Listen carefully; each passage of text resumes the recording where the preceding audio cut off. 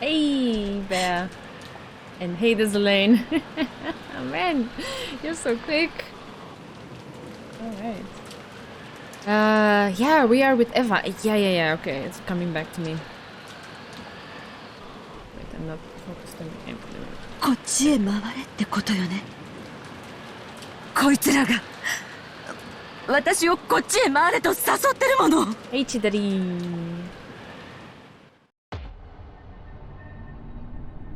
My heart leapt, because there, gaping wide, was the opened mouth of eerie darkness. Ooh. Eva had a big brain moment with the epitaph. Yes, that is correct. That's very rare. Thank you. But we have no idea what it is, so... And I have no trust that they're gonna tell us anything, because last time I got excited about something being revealed, the credits rolled on me. So I have, like, okay, sure. We're gonna spend some time with Eva marveling at whatever discovery, and we're not gonna know what it is. That's my expectation. Very low.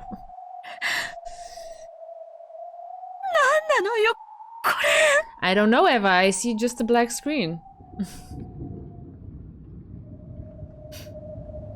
Eva, you mean Evas? Yeah, okay, both of them. When I strained my eyes, peering into the darkness, I saw something that looked like a light switch. In addition, there was a switch with open and close written on it. I resolutely pushed the switch for the lights, and rough lights, almost like you'd find in a coal mine or something, flickered on sporadically, making a staircase that stretched underground come hazily into vision. This is what she was marveling at? A staircase? It was creepy how it now looked even more gloomy with the lights turned on. Other than the light switch, there was also a switch with open and close written on it. I could probably open and close it with this, but if I was unlucky enough to find that the open part was broken, I might be closed up in this creepy underground area for all eternity. So for the time being, I didn't touch the open-close switch. And as I readied my gun again, I slowly went down the stairs. Very, very good thinking there. I approve.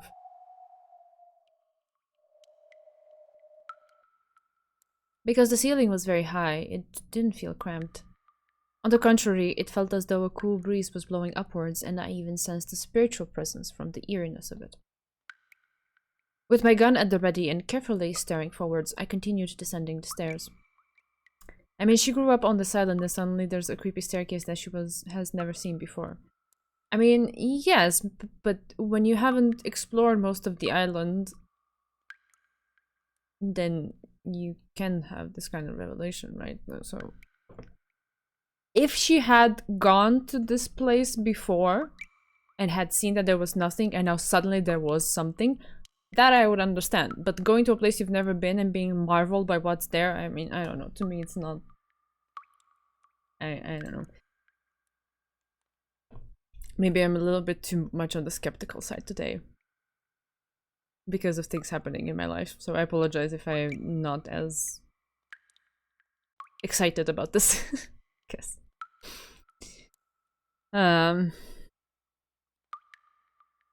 Okay, with my gun at ready and carefully staring forwards, I continued descending the stairs.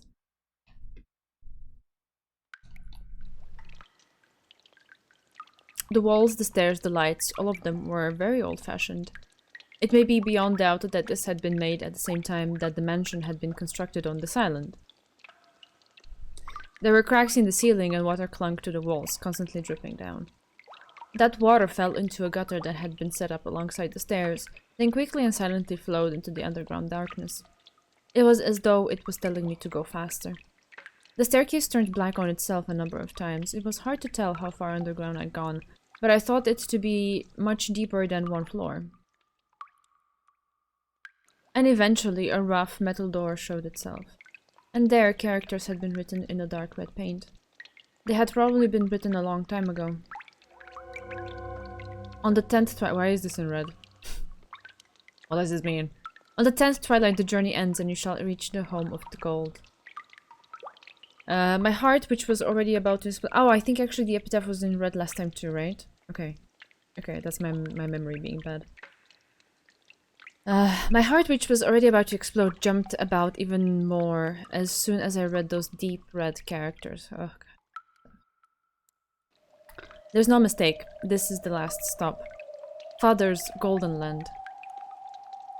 I calmed my throbbing heart, somehow regained my composure, and readied the gun again. But since in the end I couldn't open the door with my gun held in both hands, I lowered the gun, carefully raised my breath, and opened the door.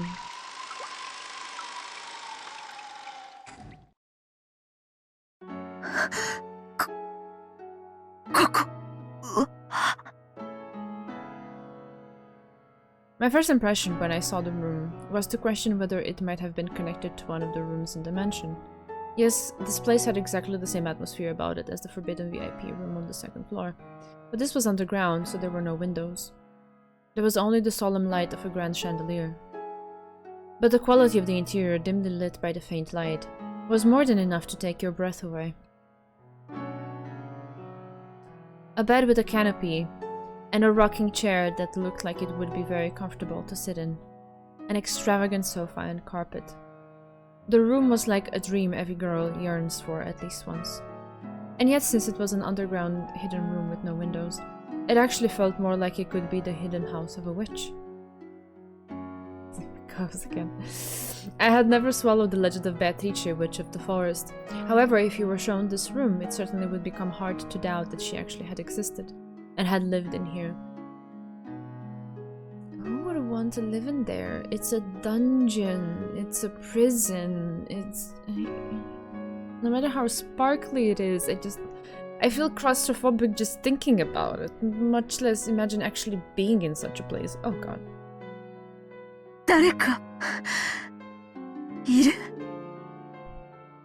Although I was dumbfounded by this room, I cautiously, no timidly, kept my gun raised and searched the interior. And in the center of the room I found it.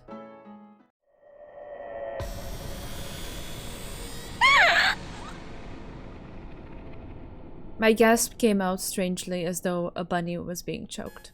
Wow, what a comparison! No, leave the bunny alone. I mean, after finding something like this, no one would have any words other than that stupid voice. Vibing to the music, yeah.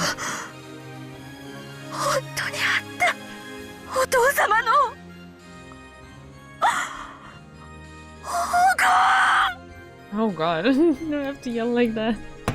On the opposite side of the canopy bed, it was piled up in a massive heap. A mountain of gold ingots. Ingots? I'm not really sure to this day how to pronounce that. I keep forgetting to check on it. Of course, they weren't piled up carelessly in a way that would damage the dignity of this room.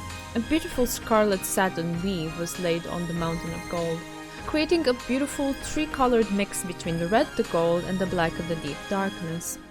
It was as though when the witch slept on this bed, the gold would be a respectful chamberlain waiting for her, or waiting on her.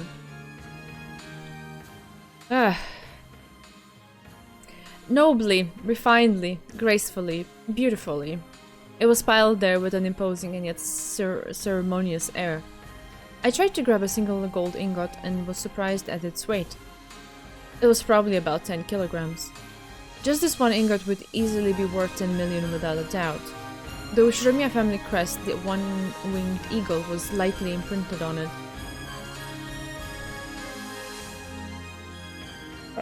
It was hard to tell whether it had worn away, or whether the impression had been made carelessly in the first place. But it was certainly the crest of the one-winged eagle. Just how many ingots are piled up here? Just by roughly multiplying both sides and multiplying that by the height, it must surely come to over several hundred. Mine's already blank. I can't calculate it properly. Even a conservative count would put it easily above a billion yen. そりゃそうよ。そうに決まってるわよ。だって10トンの黄金よ。時価にして200億円の黄金よ。見つけたわ。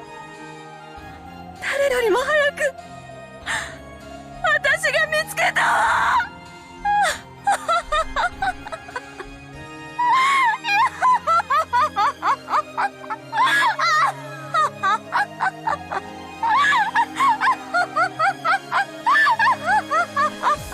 That's a lot of laughter. Okay.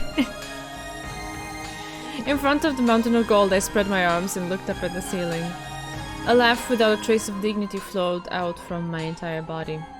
I had no intention at all of laughing in such a weird way, but I just couldn't hold back the happy feeling that flowed throughout my entire body.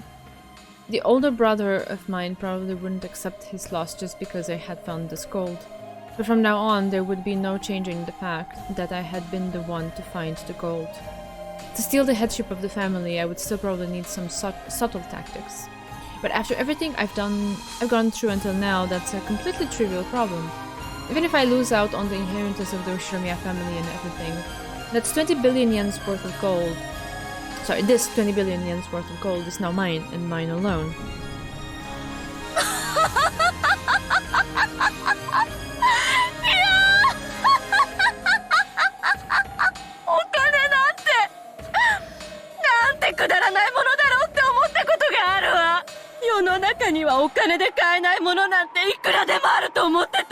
That sounds very healthy and sane.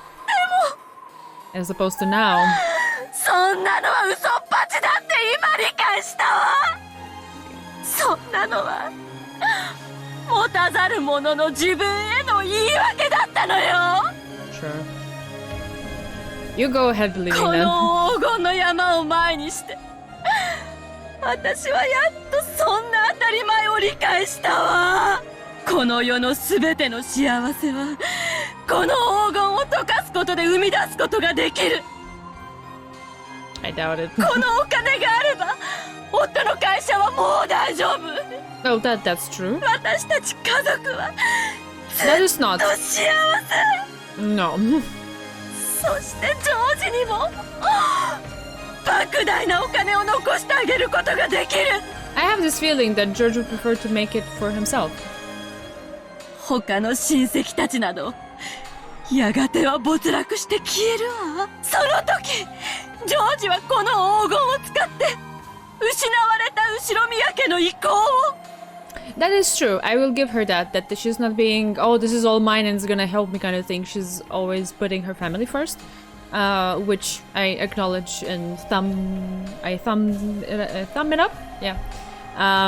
But this whole thing of like, oh, we have money now, we'll always be happy. No. That's not how it works. But I guess this is something that every human has to realize for themselves. まるでお父様がそうしたように復興させてみせるのよ。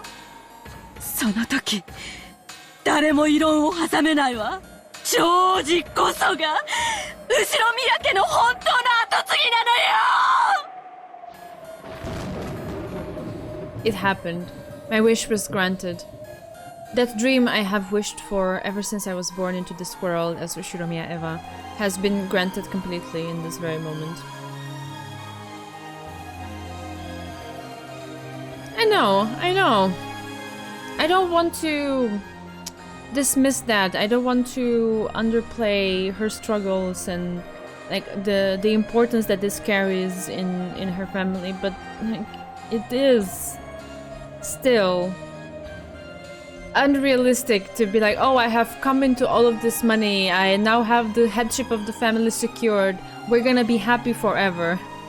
No, that's not how it works. That's all I'm saying. Hey Zeku, how's it going? It's more concerning to me that she's like, yeah, fuck the rest of the family though. Yeah, I'm noticing that, but I'm not surprised because this has been her attitude most of the time. Standing in front of 1.5 billion euro would turn most people mad. Yeah, I can also understand that. I don't know if I can empathize because I can't even imagine that. But I can understand that in the moment, and especially when it comes in this context of like her figuring something out and finding, let's say, the legendary gold and whatever. It's kind of like the euphoria of the moment taking over, and like these are the first things that her mind comes up with in the order of importance. And it's clear that the rest of her siblings and her father are not very high in that order of importance for her, but To me, that had also already been established by the story, so I'm not surprised. Concerned? I don't know if I should be concerned, necessarily. My husband and I will be happy for all eternity. And I can also give my only son, George, eternal happiness. See, this is completely... no. There's no way I'll waste it on foolish pleasures. My older brother has chewed up the Ushiromiya family, but George and I will revive it. And that means that we truly have succeeded the headship of the Ushiromiya family. 成し遂げたわ。やったわ。あなた、ジョージ。 She's also kind of seeing it as a sealed deal, which I feel like there's a long way until it's actually a sealed deal, if it even happens, which I don't think it will. But yeah. 私は、母さんは、ついに成し遂げたわよ。 It's all in this euphoric moment. It's all driven by that. That's her feel right now, and I understand that. It's alright. もうこれで誰にも脅かされない。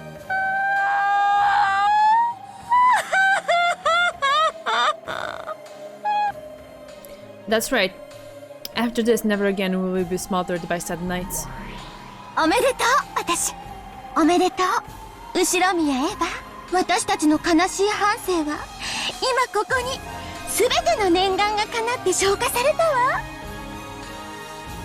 What you mean? Surely nothing can go wrong. Gold was found. All that is left is a happy end. Yeah, sure. Roll the credits. Let's stop the stream. We're done. Good night. It's not like we have like a very long episode in front of us, and after that we have like 5 more to go. No, no, no, no, no. あなたのおかげよ。あなたの魔法があったから、このチャンスに恵まれた。このチャンスがあったから、私はここにたどり着くことができた。ありがとう。でも私の魔法は、私たちが互いに信じ合わなくちゃ叶えることができなかった。だから、私の魔法の力だけじゃない。Yeah, yeah, for sure. That's exactly what they are.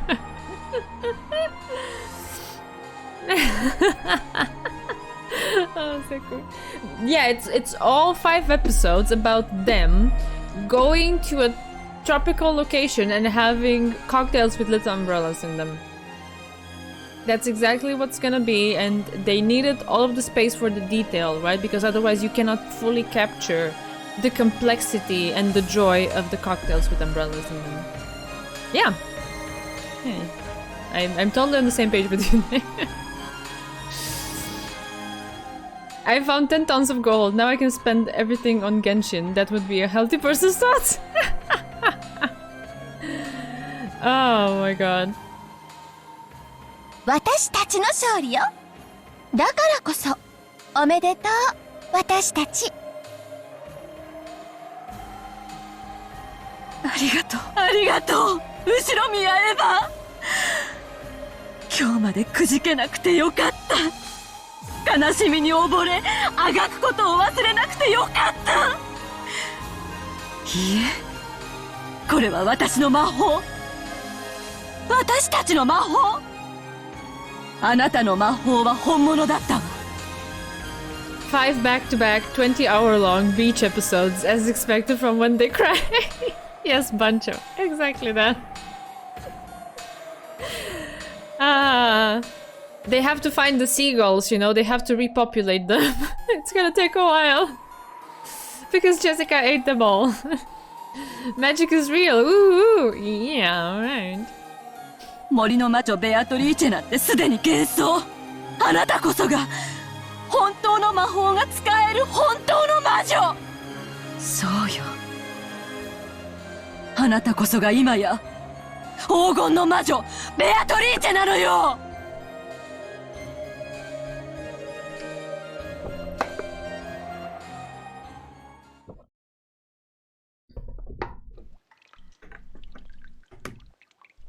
Eva decided to leave that place for the time being. And when she climbed the stairs again, trying to leave the secret place, Ah, creepy! She saw a creepy swaying human shadow blocking her path, and her dreamlike state was blown away. Kinzo finally got his suntan and beach cocktails.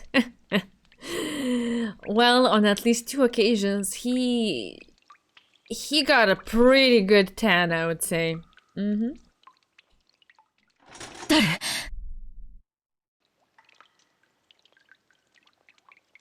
For an instant, she believed that the true master of this room, the real Beatrice, had appeared. It seemed that the other person was also holding a gun. The two of them were pointing guns at each other. And eventually they each realized who the other was. Rosa? 姉さん。こんなところで何をしているの？お互い様よ。あなたこそ、こんなところへ何のご用？姉さんにヒントをあげるんじゃなかったわ。そうだったなら、ここにたどり着いたのは、きっと私が一番だった。残念よ。It seemed that Rosa knew where this staircase went, and what was waiting ahead of her. 言うわね。私より遅くたどり着いたくせに。鮎の皮に悩みすぎたわ。鮎なんて大した意味ないじゃない。そんなことないわよ。立派なヒントだったじゃない。まあ確かに鮎である必要はなかったかも。I love how they pat themselves on the back for like figuring this out, but no one is enlightening us what exactly it means. Like, okay, yeah, great, thank you. でも鮎が海に出る魚だと聞いて、私はそれで気づいたの。この奥には何が？自分の目で確かめたら、あなたの想像をきっと裏切らないわ。怯えないで、姉さん。私はもともと当主が誰になるかなんて興味ない。後宮の席だって興味ないしね。本音を言うと、自分が当主になるんだってずっと威張り散らしてたクラウス兄さんから姉さんがその座を奪うなら、かえって小気味がいいくらいよ。本気で言ってるの？もちろんよ。私は後宮兄弟のはぐれ者。仮に私が当主跡継ぎだとお父様に指名されたとしても、それを兄さんたちが認めてくれるわけもない。そこまで甘い夢は見てないつもりよ。私にも見せてよ。姉さんの勝利の証を。私は兄弟で取り決めした正当な取り分さえもらえれば、むしろ姉さんがこのゲームの正当な勝利者だと積極的に認めるつもりよ。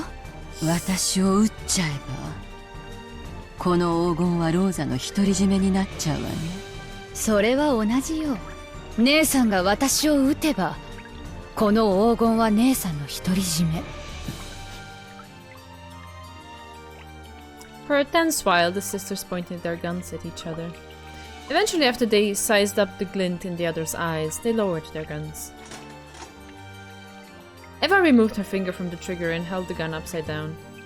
It was a position that she couldn't quickly shoot from. When she saw that, Rosa held hers the same way. そうね。相手を撃って黄金を独り占めにしようという提案は、お互いにとって魅力的ね。I mean, at least they admit it. でも台風で隔絶したこの島から突然失踪すれば、ここに死体を隠せば簡単には見つからないだろうけど、それも絶対ではない。The fact that they can even go so far as to hypothetically entertain all of this says everything. 何百億円の黄金があろうとも、殺人の罪を犯すリスクには割が合わないわ。むしろそれを出しにされてクラウス兄さんたちに絞り取られるのがオチね。同感よ。I mean, whatever floats your boat, as long as you decide not to kill each other, please. Thank you. ここに現れたのが兄さんやルドルフであるくらいなら、あんたであったことは不幸中の幸いかもしれない。私は兄弟であんたを一番信用してるもの。ありがとう。私も姉さんのこと兄弟で一番信用してるわよ。Oh my god.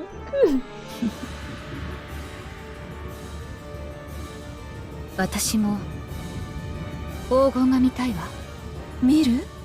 私ももう一度見たくなったわ。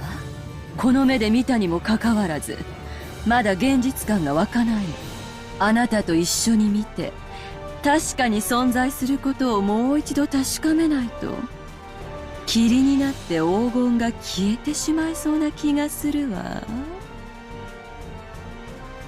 Eva started descending the staircase once more. However, she didn't carelessly expose her back to Rosa. Likewise, even though at a glance it looked like Rosa had lowered her guard, she definitely didn't show any signs of carelessness. Of course not.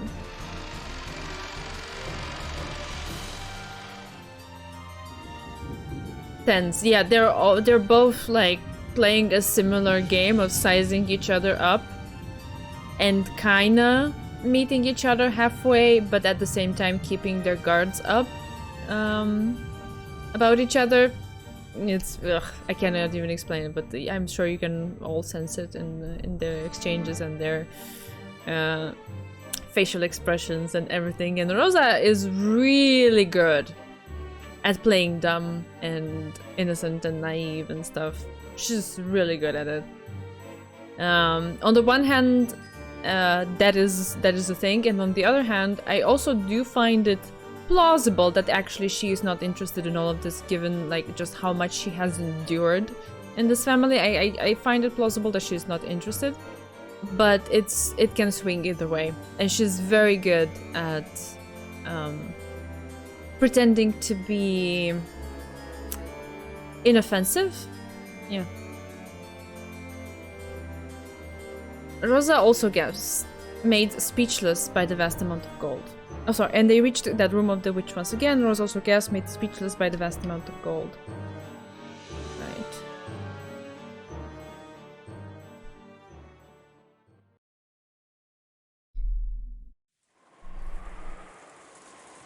Rosa and Eva walked absent-mindedly through the rose garden. They had left the guest house secretly, so they had to be careful when they returned as well. They had to regain their sense of tension soon. おめでとう、姉さん。ありがとう。姉さんが決めたのよね。後宮家当主跡継ぎの肩書きに5割って。ここで聞いてくるとはね。今やそれはクラウス兄さんのことではない。だから姉さんの取り分が5割とその4分の1で125億。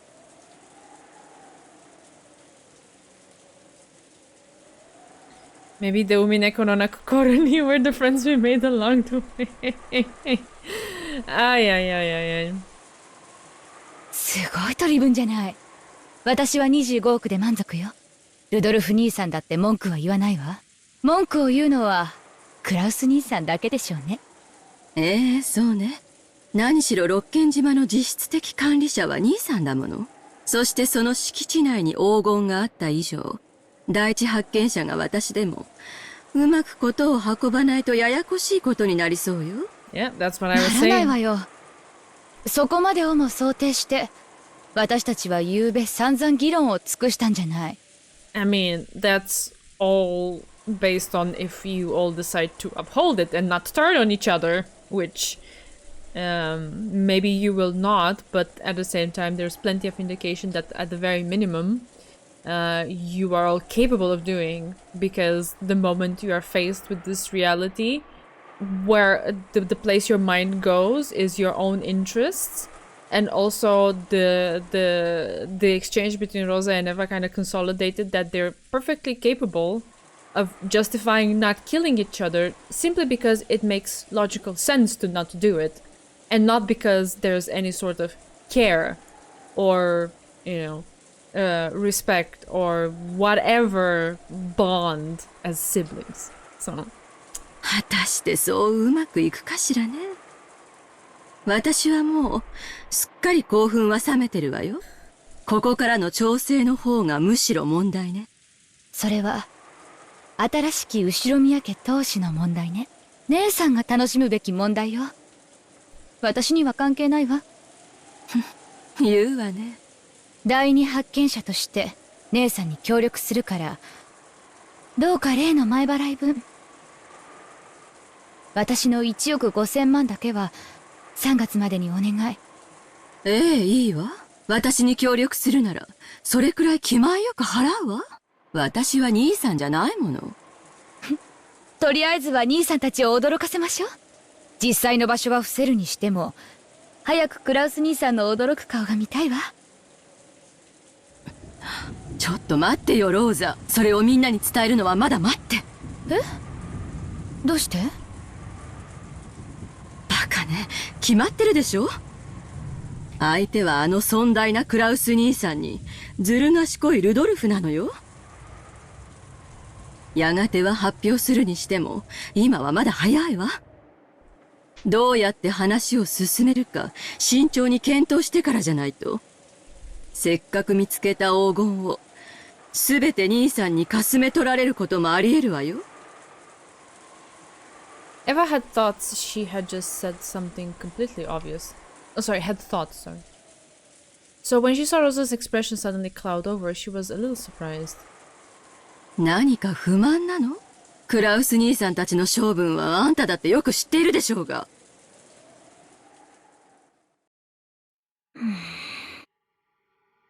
姉さん、それはルール違反よ。何の話よ。私たちは誰が黄金を見つけてもすぐに報告するというルールになっていたはずよ。それを渋ればルールの根底が崩れて後で何かの火種になるかもしれないわ。クラウス兄さんが狡猾であるならばあるほどそのルール違反は後でこじれるわ。バカ言わないで。ここは兄さんの島なのよ。そしてさっきの黄金はキャッシュじゃない。10トンもの莫大な換金物の山なのよ。運び出して現金化するには相当の手間をかけるわ。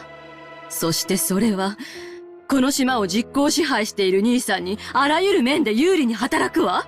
そんなこともわからないのあんたは。そういう腹の探り合い私は好きじゃないの。私は自分の取り分の25億をはっきり確定させたいだけ。 Another tense moment, ay. もちろん姉さんが私に現金25億を今すぐ渡してくれるならあとは姉さんがどう交渉しようと勝手よ。でも私の取り分が手元に入るまでは私は兄弟のルールを遵守するわ。何も甘いことを。あんた兄さんのずる賢さを何も分かってない。It wasn't that Rosa didn't understand the craftiness of her older siblings. In that sense, Rosa more or less understood Eva's caution. But in her heart, she couldn't clear away her even greater suspicion that Eva wanted to keep all of the gold to herself. Because of course. Because she knew that Eva was at least as crafty as her other siblings, if not more. In other words, by quickly informing the siblings of the gold's discovery, Rosa wanted to put a stop to any chance Eva had to keep the gold all to herself.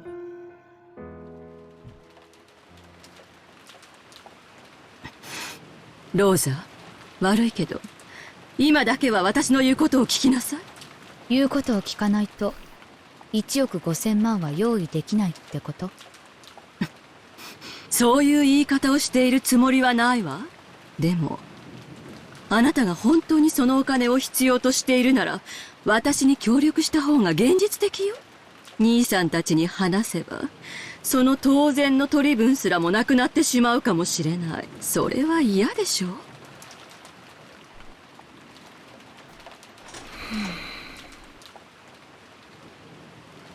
For a while, a severe expression that she had never shown to her sister before rose to Rosa's face. There wasn't even a trace of her restraint as a younger sister. There was just the ruthlessness, no, the seriousness of a single human arguing about a vast sum of wealth. Eva... Oh, sorry. Eva made light of it, chuckling. やれやれ。物騒な殺人事件が起こったばかりで、その犯人がまだ島の中にいるかもしれないってのに、こんなところで立ち話なんて、私たちもつくづく不用心ね。どうせ使用人たちの茶番でしょ。この島で殺人事件なんてもともと起こってないのよ。あら、やっぱりそう思う？6人の死亡状況ではっきり説明がつくわ。あの6人の密室は外部犯行では絶対に作れない。南條先生は全員死んでるって言ったけど、あれも嘘ね。これは全てお父様が仕組んだ手の込んだお芝居よ。使用人たちはみんな死んだふりをしているだけよ。もともと殺人なんか起こってない。殺人犯なんかうろついてるわけがないのよ。へえ、あんたがそれに気づくとは意外ね。割と怯えてるように見えたから、そこまでは気づいてないと思った。私、そういう場の空気は読む方なの。おかげさまで鍛えられたから。That's right. Before we realized that the servants had died, and the members of the Ushiromiya family had become the only ones on this island. And after Nanjo had proclaimed the deaths of the servants, and the relatives had begun to discuss the riddle of the epitaph, he had disappeared off upstairs as though he was in the way. Well, yes, he very legitimately felt like he was in the way. He showed himself out. Which is actually not that good of an idea, because splitting up while there's a murderer on the loose, not the best thing to do. He still did it. すべて私たちに非分に挑戦してもらおうというお芝居よ。だからこそ姉さんが勝利者であるという宣言が必要なのよ。あの焼死体が本当のお父様なわけがない。足の指の数が同じ死体をどこかで調達してわざわざ悪趣味に焼いてみせたのよ。きっとどこかに隠れて私たちがどう振る舞うかを監視してるわ。姉さんが黄金鏡に至ったこともきっとすでに知るところよ。だからこそ早く姉さんが勝利者であると宣言すべき。きっとお父様がどこからともなく現れて手を叩きながら姉さんこそが跡継ぎだと宣言してくれるわ。まあでも私は姉さんから1億5000万を無心しなくてはならない以上何も逆らうことなんかできないわね。私の言うことを聞いて兄さんたちには黙っている。そこをはっきりさせなさい、ローザ。私は話したいわ。ルールを定めたのはつい昨べよ。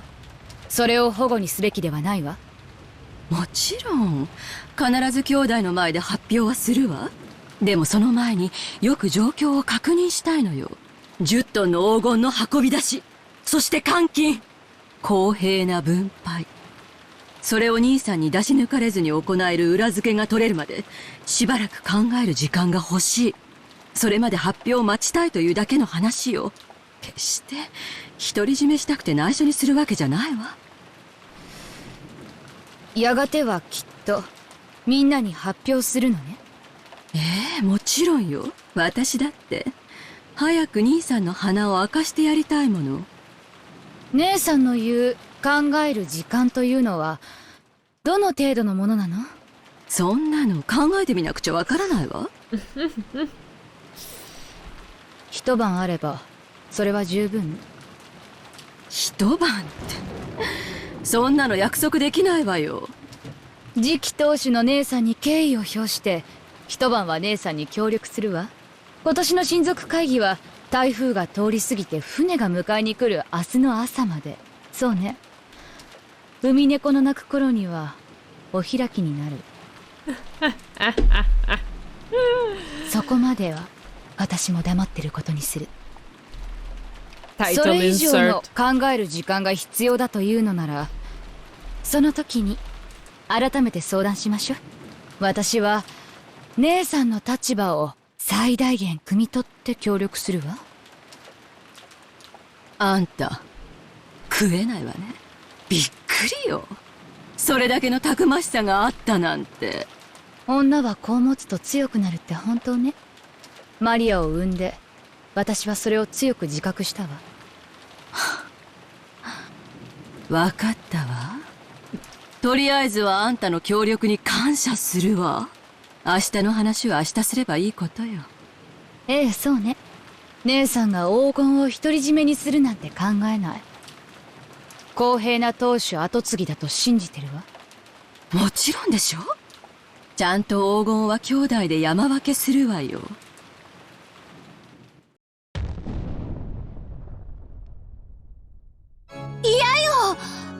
私が見つけた。私たちが碑文の謎を解いたんだから。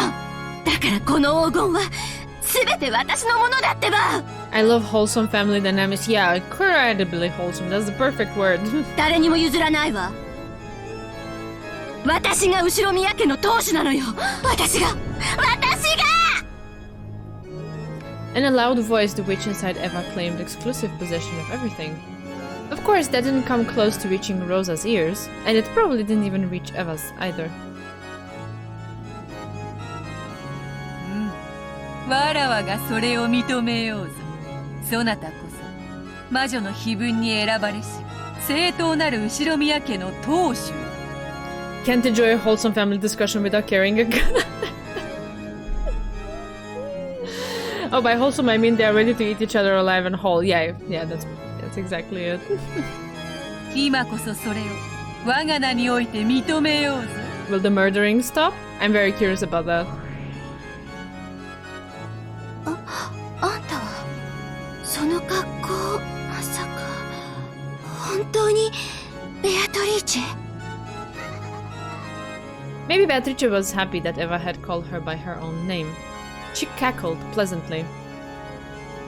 Now this is a weird moment. Yeah, I don't know what to think about it. A meeting between Beatrice and Eva's inner younger self? In concert with that laugh, gold butterflies rose up as though a storm of gold dust had broken out in the room, and the room shone the color of い gold. かにもわらわが黄金の魔女ベアトリーチェである。そう怯えることはないぞ。わらわはそなたの偉業をたたえておる。本当に素晴らしい。あの碑文の謎を見事解いてみせたとは。わらわを感嘆させるに値する。あの手紙の差出人はあなた？なら私は全ての黄金と後宮家の家督を引き継げるのよね。あなたはそうあの手紙に記したわ。そして私はその挑戦に打ち勝った。わらわはそれを認めようぞ。今やこの積み上げられた黄金のすべて、後宮家のすべてをどうしようもそなたの自由ぞ。何しろ今この瞬間よりそなたはもう後宮家の当主なのだから。本当に？本当よね？本当よね？興奮するでない。わらわはそなたを率直に褒めておる。その証にそなたにこれを授けよう。 Beatrice took a ring of her own finger and held it out to Eva. She fearfully accepted it and realized that it was a ring. これまさか。金蔵より返還された後宮家当主の証である黄金の指輪だ。今よりそれはそなたのもの。それを指にはめ兄弟たちの前で高々と掲げるがよい。そなたが今や後宮家の家督を継いだことに誰も疑いを挟めぬであろうぞ。 Eva stared closely at the ring. It certainly wasn't a fake. Without a doubt, it was the real thing. She, who had dreamed of receiving this ring someday and who had stared fixedly at it countless times, could say that for certain. This ring had now designated her as its new owner and had been handed over to her. And timidly she put it on the middle finger of her left hand.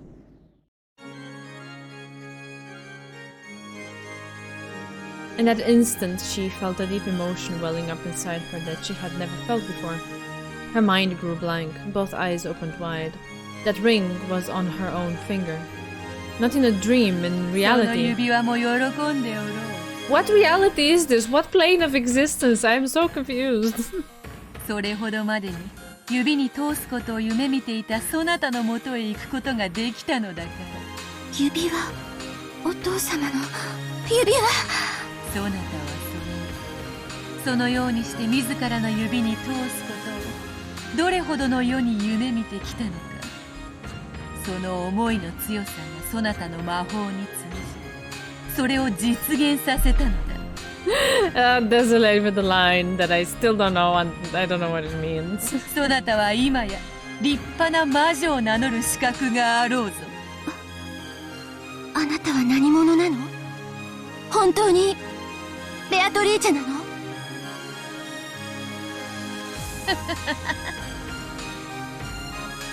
我こそは黄金の魔女後ろ宮家顧問錬金術師。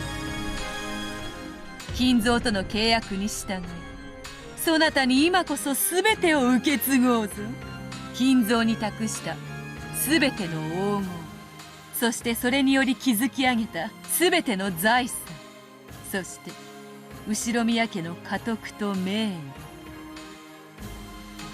Hold up, let her cook? What?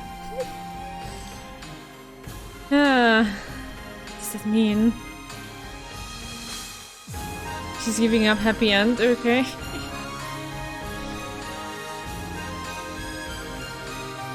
そして我が力と無限の魔女の称号を魔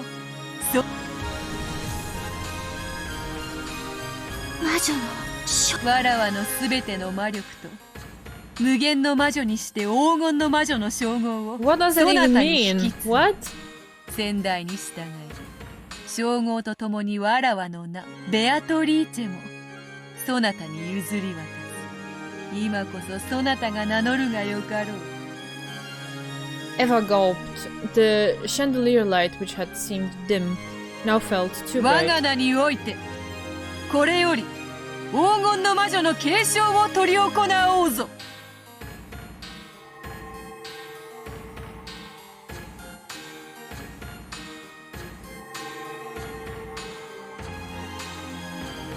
The instant that Beatrice made that proclamation, a golden brilliance buried everything and changed it into a majestic space that looked like a throne room. In the throne room there was a crowd of Beatrice's minions and brethren, as well as countless gold butterflies celebrating this first succession ceremony in 1,000 years. And there was Beatrice in the throne that only the Endless Witch was permitted to sit in, holding a golden staff, reigning with a dazzling dignity. Without being ordered by anyone, Eva automatically kneeled, hanging her head. A goat attendant respectfully offered Beatrice a golden staff modeled after the one-winged eagle. After Beatrice stood up and received that staff, she laid the tip of it on Eva's shoulder and spoke. It was a proclamation 1,000 years in coming. 後宮エヴァ、そなたは魔女の碑文の謎を見事解き、この黄金鏡へたどり着いた。その偉業をたたえ、そなたに無限の魔法のすべて、無限と黄金の両魔女の称号を引き継ぎ、そなたはこれを我が名ベアトリーチェを名乗るがよかろう。さあ表を上げよ。そして立ちてこの杖を受け取れ。ありがたき幸せ。 Eva stood up dizzily and took the magic staff from Beatrice's hand. Her hand was trembling slightly. I'm so confused. As soon as she grasped that staff, she was wrapped up in the brilliant sparkle of gold, as though gold butterflies were flowing out from inside of her. In the instant she succeeded the golden witch, Eva felt something in the depths of her soul be reborn. To describe it in a word, it was energy. Energy with the gold color. It felt as though she had been half asleep ever since she was born, and had now awoken for the first time in her life. For the first time in her life, she felt her true eyes inside her eyes open.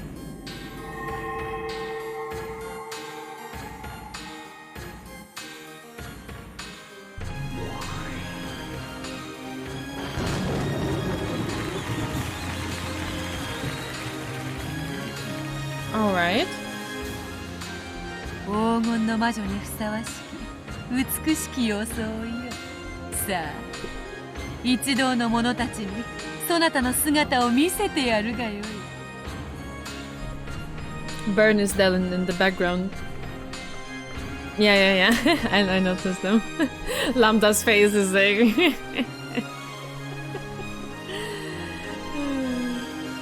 そなたこそが今や新しき魔女であることを知らしめてやるがよい。Eva. No, the new Beatrice turned around timid. Where is this going? I'm so concerned. I don't know how to feel. I don't know what all of this is. I like Eva Beatrice's outfit. Yes, it's very cute. Very, very cute. The staff is super nice.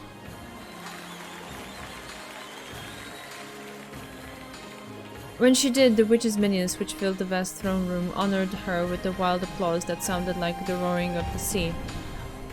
さあ皆の者、ベアトリーチェの肖像画をすべて新しきベアトリーチェに差し替えよ。新しきベアトリーチェに祝いの言葉を捧げよ。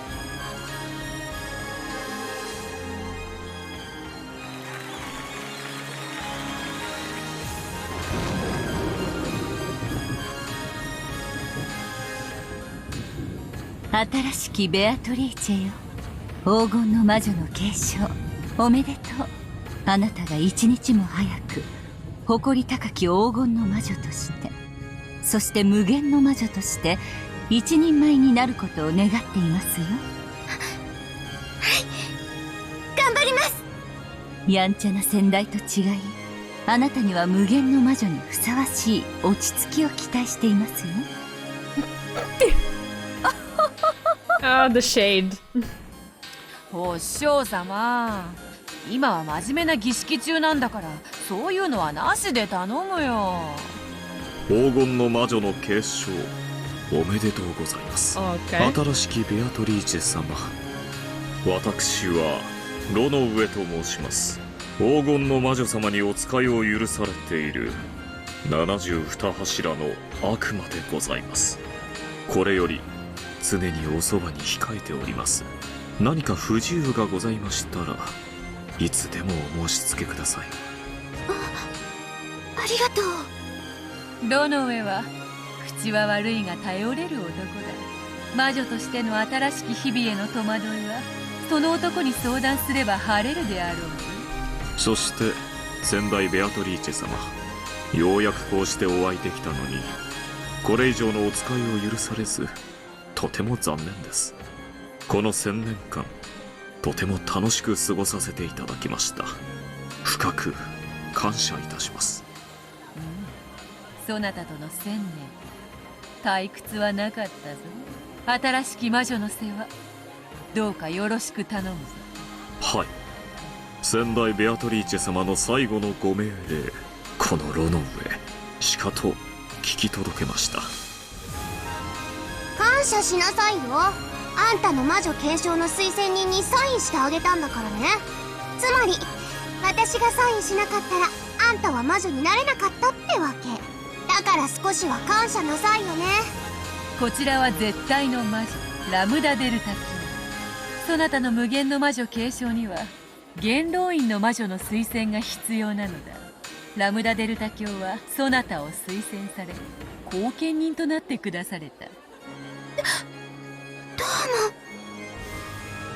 ちょっとベアと、この子感謝が足りないわ。やっぱ推薦やめる。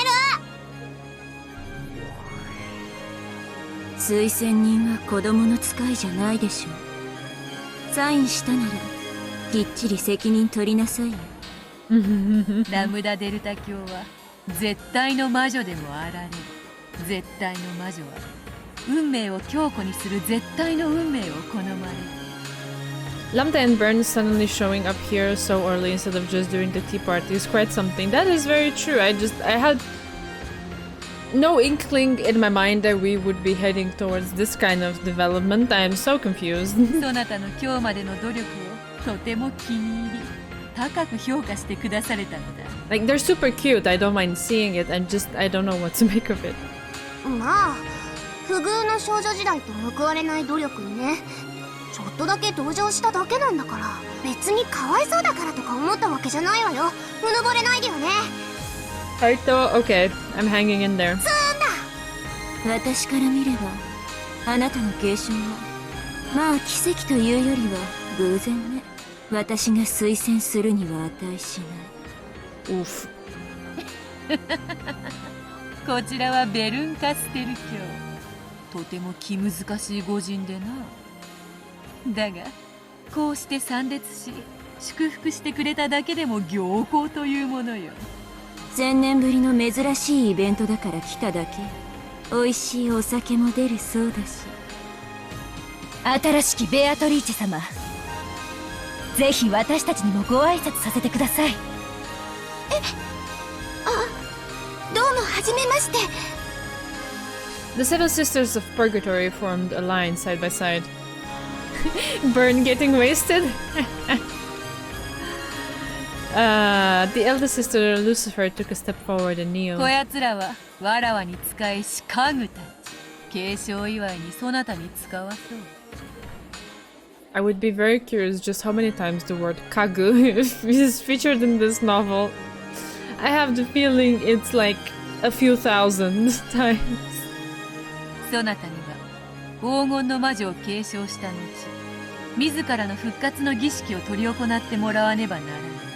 その儀式において煉獄の七姉妹たちは欠かせぬ役割を果たす。くせ者揃いだが役には立つぞ。手足とするがよい。常にベアトリーチェ様のおそばに。何事もお命じください。必ずや遂行してご覧に入れます。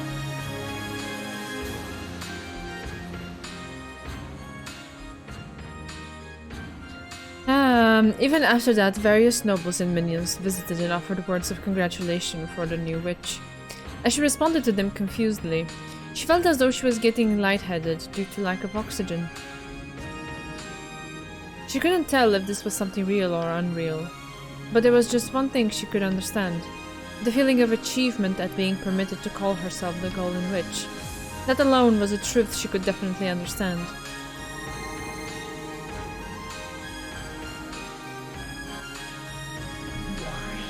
これはどういうことなんだ。 Yeah.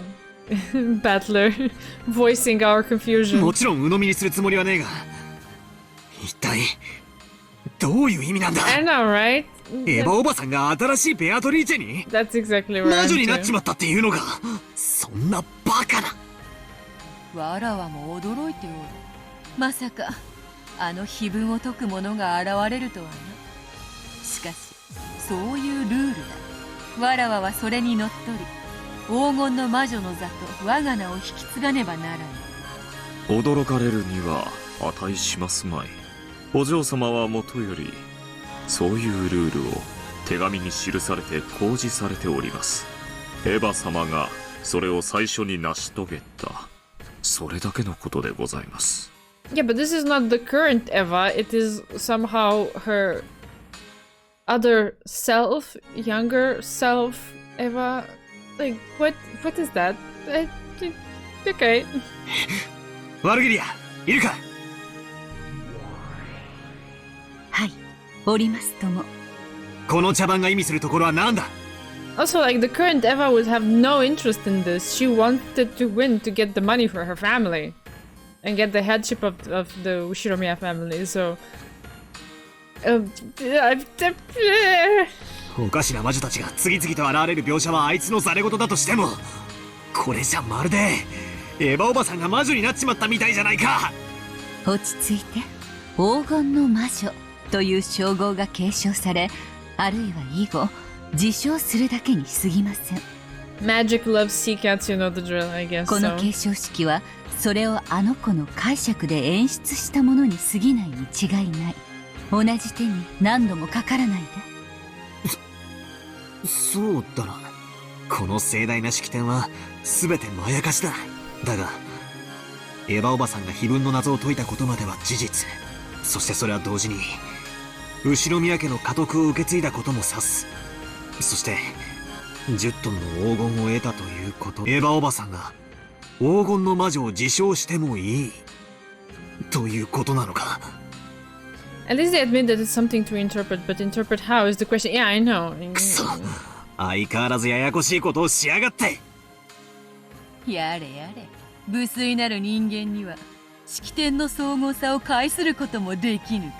まあよい。空気を読めぬのが人間というもの。そなたを哀れには思うが責めはせぬぞ。くそ、かわいそうな人を見るような目で見やがって。だがとりあえず確認をする必要はある。Mm-hmm. それは若返ったエヴァおばさんみたいな分身。 Thank you. つまり新しいベアトリーチェとかいうやつの定義についてだ。あれは何なんだ。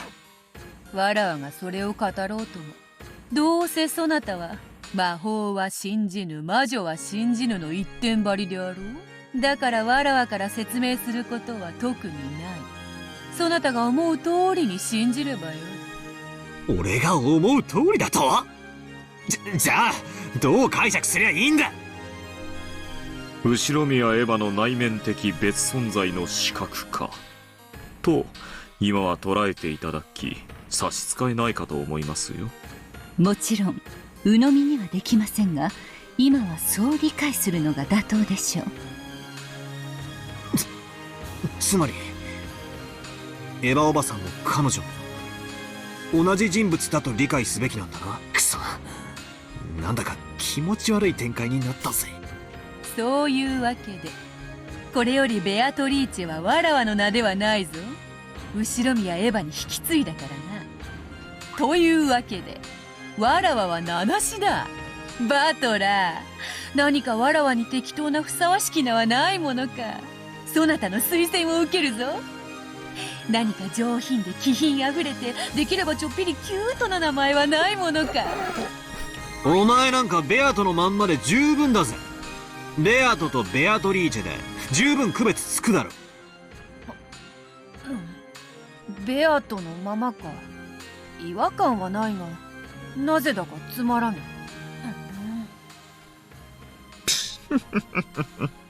紅茶の温度と女心はいつの時代も難しゅうございます。バトラ君、とにかく以後は冷静に。この子がベアトリーチェだった時に比べれば、現在の彼女は後宮エヴァと判別がつくだけ私たちに状況は有利です。だからこそかえって気に入らねえんだがな。何を考えてるんだベアトのやつめ。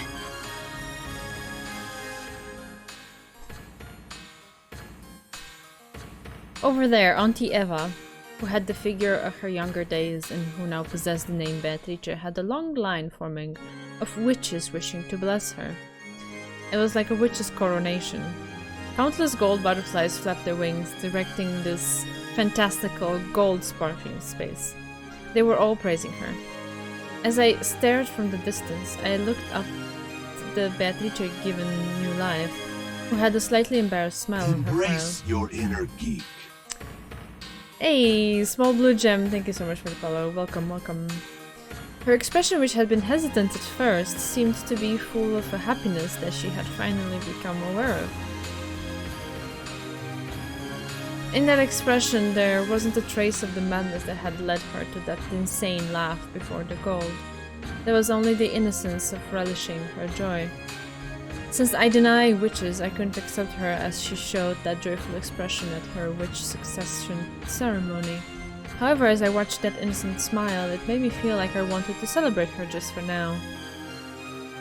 Oh my gosh. The moment when a strong effort is successful and rewarded is always beautiful. Is it now? Auntie Eva, who had always yearned to succeed ahead and had worked hard since she was young without being rewarded, had spectacularly taken hold of the chance given to her by the riddle of the epitaph and had finally gained that position. How divine is the smile of a person whose childhood dreams have been granted. I definitely won't accept witches, but Battler put her hand together, making a small sound.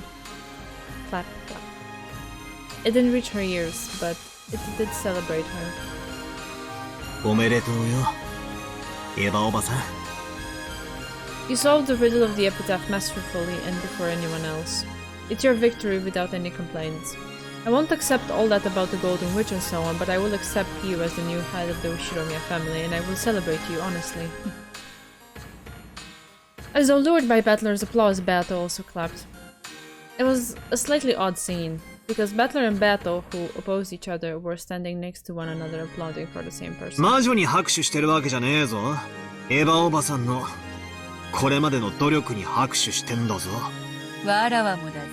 あの碑文を見事に解いたエヴァに対し、率直に祝福の拍手を送っておる。お前と一緒に拍手してるってのが気に入らねえが、ま、今は気にしねえことにするぜ。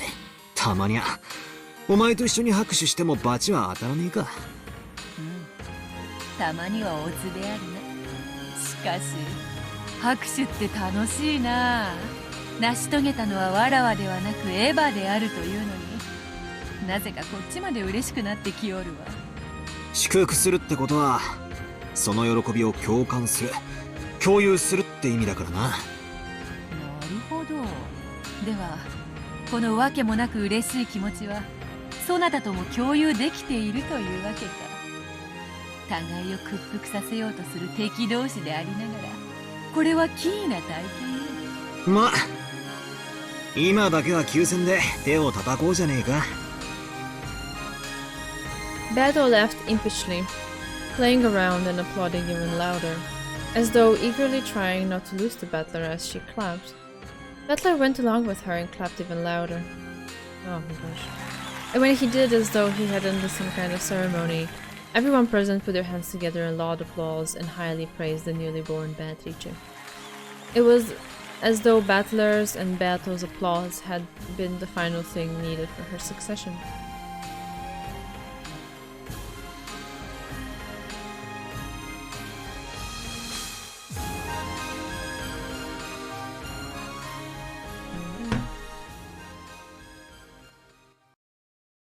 Are you happy for Eva? She's got the best witch dress. I appreciate the dress, it's really cool. I don't know if I'm happy for her though. I am confused and conflicted. And also I have to keep track of three Beatrices now. I have Bea in chat, I have Beato, the old Beatrice in the novel, and we have Eva slash Beatrice, the new Beatrice in the novel. Okay. There might be an updated profile for Eva, but I was about to ask actually. I was thinking about it the whole time. Let's see. For Virgilia was also... At least she has a new name, right? Although I'm not sure. My tendency would be to say Virgilia, but okay. Maybe I'm wrong. Here we are. Eva Beatrice. Okay. Beatrice and... It's with a gi, right? In katakana. I don't know. Solved the riddle of the witch's epitaph and was hailed as the new Endless Witch. Has a natural talent for magic and is expected to grow into an extraordinary great witch.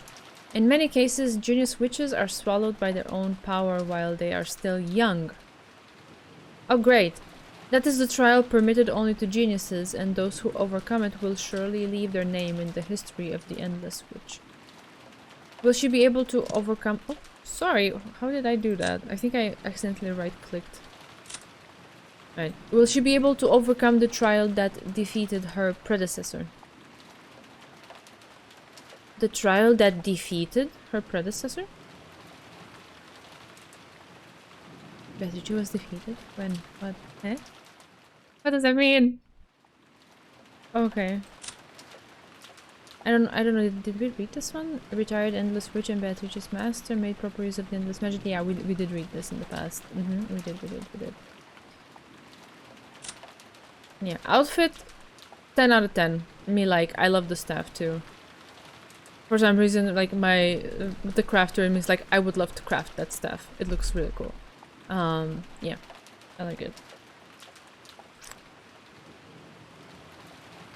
Oh god. Huh. I don't want to think about it. Okay, we will deal with it when it comes. I don't want to anticipate it. Okay, we're back more or less in the human realm. Sorry. So, Rosa returned to the lobby. It was still her time to rest, but her expression made it look as though she couldn't sleep deeply with all this tension. Yes, I see. It's all coming together. Those are those animes I keep reading about. Okay. ありがとう。どうしても寝つけなくて。シャワーだけ浴びさせてもらったから、私はもう十分よ。次の人、休んでもいいわ。キリエさんたちはいかがですか？どうする？ルドルフさん、休ませてもらう？ Out of the witches, you mean you like her outfit a lot? Alright. It's a cool outfit. I approve. キリエは休んでいいぜ。俺は起きてる。それくらいしか男らしいことができねえ。じゃあ起きてるわ。夫と一緒に起きてるくらいしか女らしいことができないから。本当に仲のおよろしいことで。夏日さんこそね。I wouldn't say that. エヴァと秀吉さんはぐっすりみたいじゃないか。やはりローザと違い、年には勝てんね。As though in response to those words, the door to the hall clunked open. Eva and Hideyoshi returned from the guest room. 余計なお世話よ。あら、ローザ。もう休んでなくていいの？姉さんこそ、無理しないで休んでたら？なんだか寝つけなくてね。シャワーを浴びたら眠気が覚めちゃったわ。ルドルフたち、よかったら休んでいいわよ。おう、サンキュー。今は気持ちだけでいいぜ。兄貴たち、先に休んだらどうだ？ありがたいね。She's usually shortened to Evatrice by the fandom. Okay, yeah, okay, that makes sense. だが先に休むわけにはいかん。それくらいしか長男らしいことができないのでね。Oh my god, just one of you just go to sleep. I'm getting drowsy just reading this. 私たちは最後まで起きていますので、ご心配なく。just someone take up the offer and just go sleep already. 大丈夫？少し顔色が悪いわ。そういや、そうやな。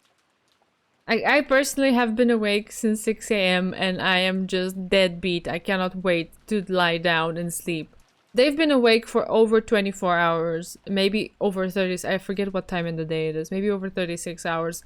They're like, no, just go sleep. I can't even imagine. My head hurts. ちょいと熱っぽいで。You would become insane if you read White Album 2. Every character is sleep deprived beyond comprehension. But why?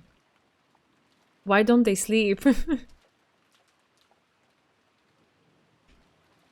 Hideyoshi put his hand up against Eva's forehead. It seemed that Eva wasn't feeling her best. 言わんこっちゃねえ。年のくせに。生活リズムを崩すからだぜ。風邪か？夏日。上の南條先生を呼んできてくれんかね。Depressed and workaholics, I see. はい。いいわ、そこまで大げさじゃない。常備薬は持ってるから大丈夫よ。疲れるとすぐ熱に出るの。Excuse me, I did not mean to do that. I pressed the wrong button. 心配しないで。姉さん、無理しないで。ありがとう。私抜きで兄弟が集まってると、私の陰口でも言われてるような気がしちゃってね。There it is. Okay. 昔からの被害妄想なの。ごめんね。私は何も言わないわよ。姉さんのいないところで、姉さんの嫌な話なんて。どうしたの？姉さん、さっきから変よ。もう少し休んだら？そうね。3月までの金策を考えたら頭痛がひどくなってきちゃったわ。それは良くないわね。休んでて。What does she mean by that? 姉さんの What was 頭 that 痛が sting? ひどくならないよう、私も実調してるわ。私だって頭痛、さっきから辛いし。Everyone has the ありが headaches. とう。じゃあ私、お言葉に甘えて、もう少し休ませてもらうわね。どうしたんや、エヴァ。急にへそ曲げて。すまんな。わしら、もうちょい休ませてもらうわ。すまんな。すまんな。After putting his hands together as though praying and apologizing several times, Hideyoshi went up to Eva and left the lobby.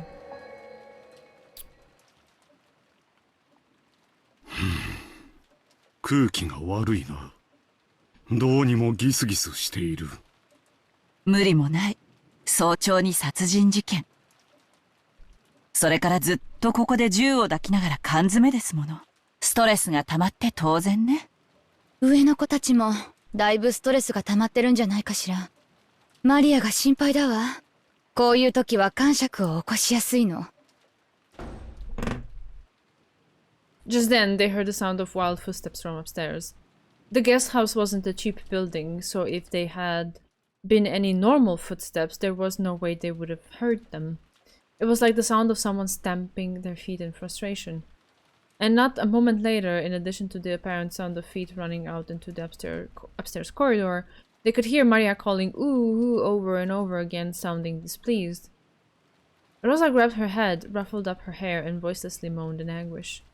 The adults conscientiously turned their backs to her, pretending not to notice. The noisy clamor came downstairs and flew into the lobby. It was Maria, who was sobbing, the other children who had come down with her, and Nanjo. In other words, everyone in the second floor had come downstairs because of Maria's tantrum. Rosa couldn't hide her dizziness at the scale of the annoyance her daughter was bringing to everyone. ごめん、ローザおばさん。私たちもなだめたんだけど、どうしても聞いてくれなくて。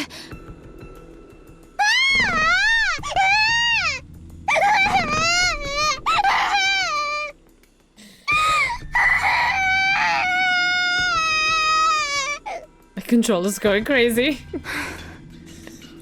どうしたのマリア。少し静かにしなさい。みんな見てるわよ。例のバラ庭園のマリアのバラ、あれが急に心配だと言い出して。寝ぼけたみたいなんです。急にガバッと起き出して、バラが心配だ、バラが心配だって言い出して。マリアちゃん、落ち着いて。それは夢なんだよ。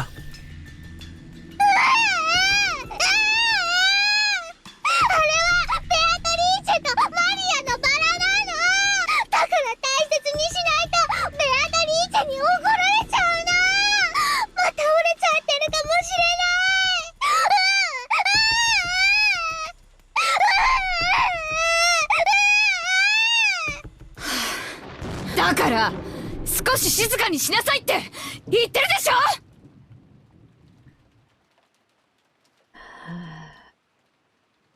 The children were taken aback by the sudden rise in the tone of Rosa's voice. But Maria's crying just grew louder and her tantrum just grew fiercer. ローザさん。 That's what it does. When you yell at her, that's what happens. 子供を頭ごなしに叱ってはいけませんぞ。こういう時は温かい牛乳などを与えると良いものです。ここにあるかね。さっき朝食代わりに出した牛乳で空っぽです。誰か子供用の鎮静剤とか持ってるか？ I think I disliked Maria because she was so grating on my ears when I played. I really like her character, so it's a shame. Yeah, I understand. I understand. I don't think I'm somewhere in between because she has cool moments. She has also moments that I empathize with, moments that I understand, and I don't necessarily blame her. But I do agree that in terms of the audio, it can become a little bit irritating. So that's alright. It's a 9-year-old child having a tantrum. It's not exactly meant to be a pleasant moment. That is also true.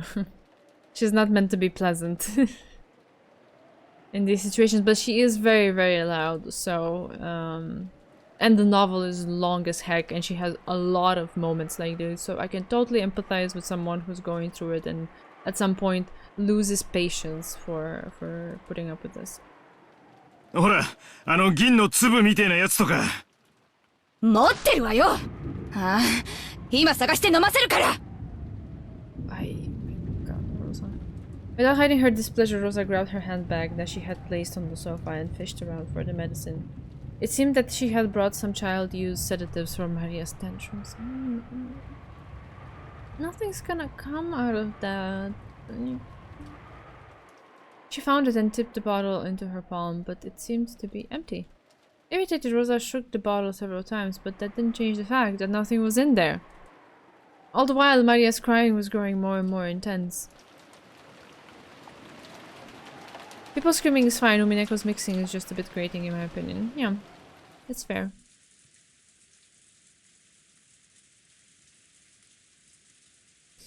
Meanwhile, Eva was lying in bed covered by the bedding. Oh god. It's making me sleepy even more. I'm hanging in there, it's alright. 1 more hour and I'll be free. Hideyoshi returned from the washroom, folding a handkerchief soaked in water. こら、ずいぶんひどい熱や。I actually like that Rikishi tries to show how a child like this can really be like. It's not just a tantrum sometimes, it's something that happens often. Of course, I still understand that it can become annoying. I just think that that's the intended effect. Yeah, I agree that that is the intended effect. And it can become annoying, and yeah, not everybody has the resources and patience to absorb that and be okay with it. Sometimes it can just get too much.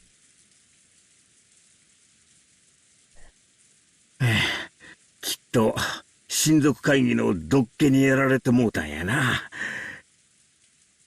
今はもう他の親族たちのことは全部忘れるんや。な。As Hideyoshi spoke to her kindly, he set the soaked handkerchief gently on Eva's burning forehead. Eva rested her own hand on top of his. Oh, that's so sweet. They have such tender moments. ひんやりして気持ちいい。わしの手が気持ちいいようじゃ、だいぶ熱が出とるな。安心せい。すぐに薬が効いてくるわ。それにな、わしの手は魔法の手なんや。こうしてエヴァの額に手を当てとるとな、どんな熱も立ちどころに治ってしまうんや。そうね。あなたの手で私の熱が引かなかったことは一度もないものね。Oh, that's so sweet. そうや。わしの手があれば医者いらずやで。Aww. 安心して目をつむるんや。Oh, it's so すぐにわしの魔法で cool ぐん moments ぐん熱が下がるからな。うん、知ってる。あなたの魔法感じるもの。I could totally vibe with that because I experienced something similar in my own relationship. It's so sweet. Me, whenever people talk badly about Maria, but that's the thing, we're not necessarily talking badly about her, we're just stating the fact. When she has these moments, she is very loud, and it can get a little bit irritating for people going through the novel. Now, it's one thing to state that, and another to feel the same about a real-life situation with a real-life kid, but that's not the case here, right?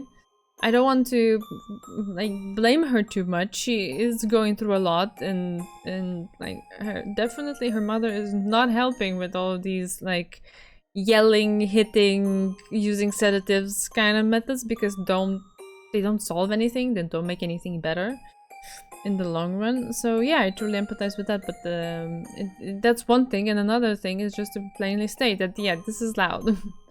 It can get grating for some people's ears, and I totally understand it.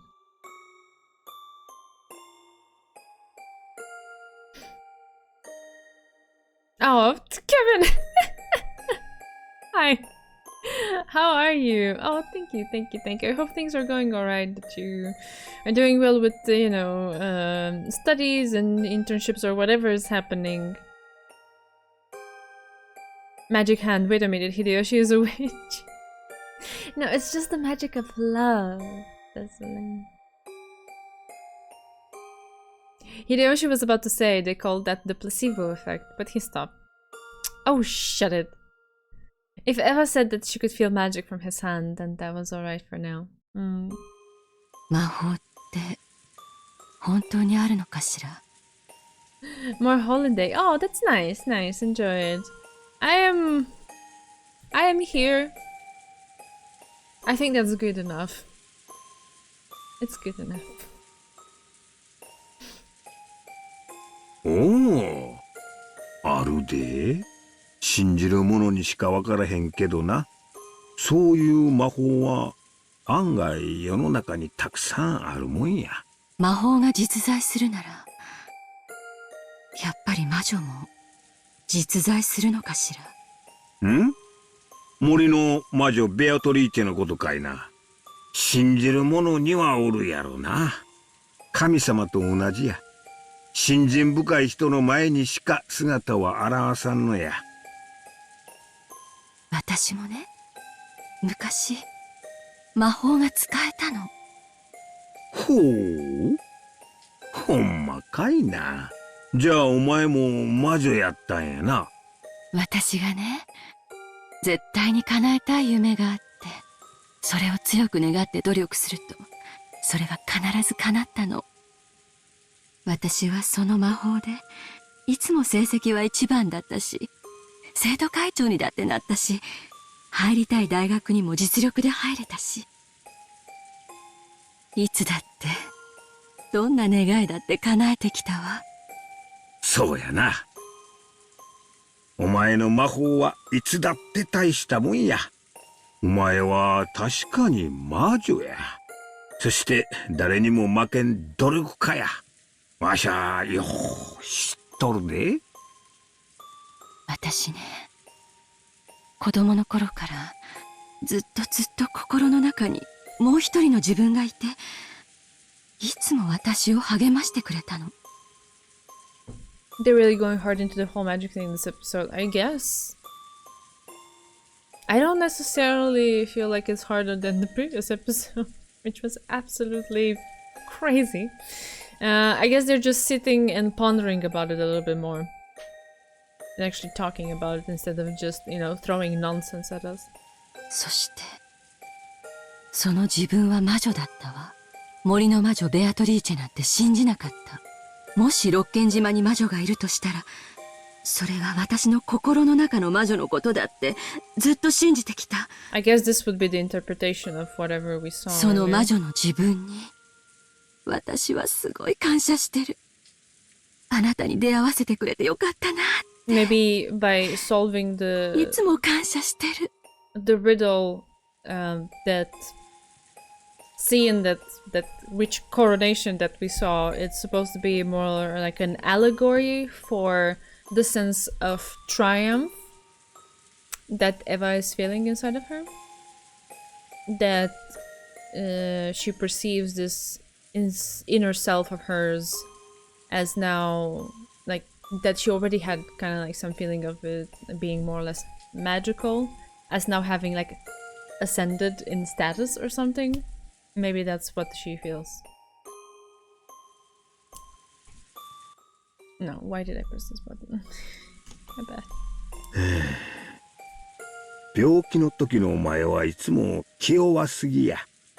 今は何も言わんで、熱が下がるまでずーっとこうしてるからな。絶対に手を離さないでね。なんだか私、自分が自分でなくなるような気がして、さっきから怖いの。The rest of the magic, and this is it. This is cute.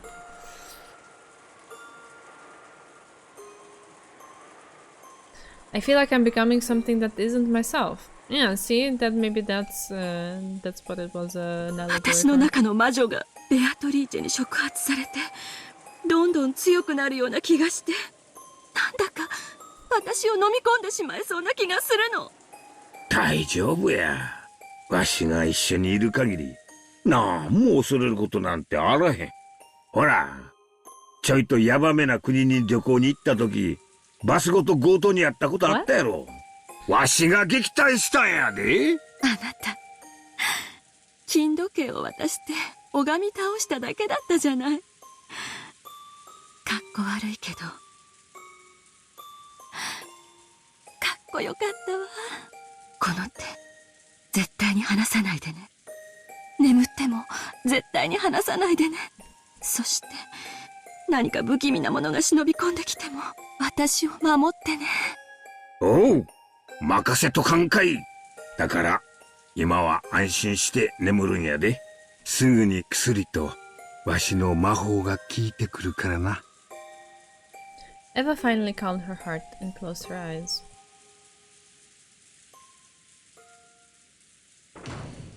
Just then there was the sound of a door being opened violently from the direction of the lobby. It seemed that Maria was having a tantrum and screams of ooh could be heard, along with Rosa's rebuking yells. That was probably very annoying to listen to, or maybe it was taking a toll on her headache. Eva moaned as though in pain and buried herself in the covers. It was easy to guess what was happening. Maria had probably had a tantrum for some reason, gone down to the lobby, and when Rosa had scolded her for it, they had started arguing. And then the looks of the rest of the family had been too much to bear, so Rosa had taken Maria out into the corridor. Hideyoshi had no desire to interfere with Rosa and Maria's problems. But just for now, since Eva's condition was so bad, he wanted them to take their focus somewhere else. ちょいと待っとれや。静かにするようお願いしてくるわ。早く戻ってきて。大丈夫や。この部屋から出んて。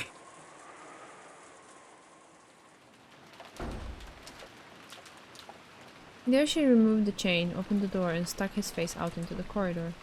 He immediately met Rosa's 大丈夫かい gaze. な、ローザさん。ごめんなさい。うるさくして起こしちゃったかしら。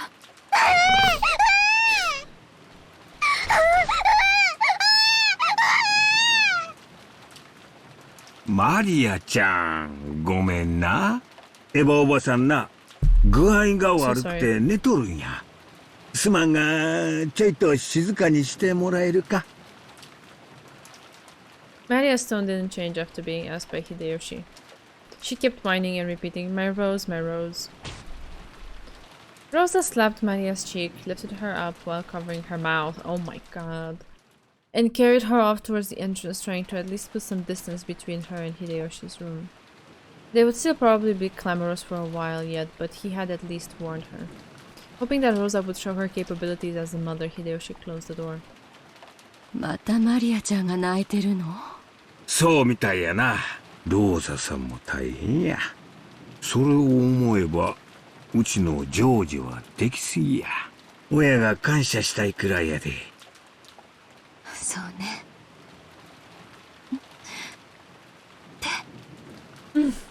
おお、すまんすまん。ほら、魔 Yeah, I 法 love の it, 手 I や love で。 it, it's so cute. He put his hand on Eva's forehead again. Maybe there really was magical power in that hand. A truly peaceful look rose to Eva's face, and bit by bit she began to drift off into the land of sleep. As he had promised, Hideyoshi kept his hand on her forehead.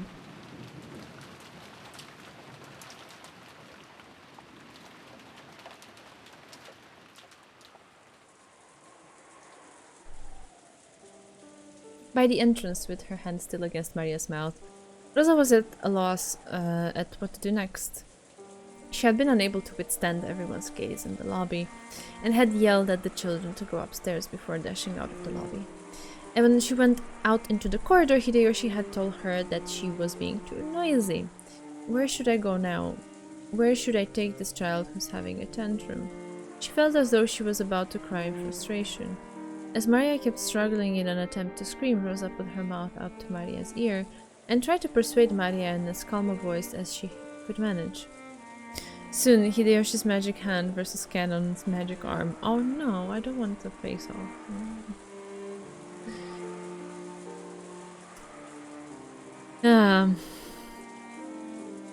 Maria はそんなにもバラが見たいのね。Maria nodded her head several times, moaning, ooh. どうしてそんなにバラが見たいの？お母さんが聞いてあげるから静かに話して。叫んだら殴るわよ。Oh god. It was going fine until the last bit. マリアのバラ、ベアトリーチェに蘇らせてもらったの。また折れちゃってるかも。マリアはそれが心配。確かめないと眠れない。It seemed that she was still making a fuss about that marked rose from yesterday. Rosa felt her headache throbbing again, but she was at least a little relieved that Maria had now stopped her screaming. とにかく今はみんな大変なの。だからママたちに迷惑をかけないで。バラの話は明日雨が上がったら好きにしていいから。だから今は聞き分けなさい。やだ。マリアのベアトリーチェのバラ。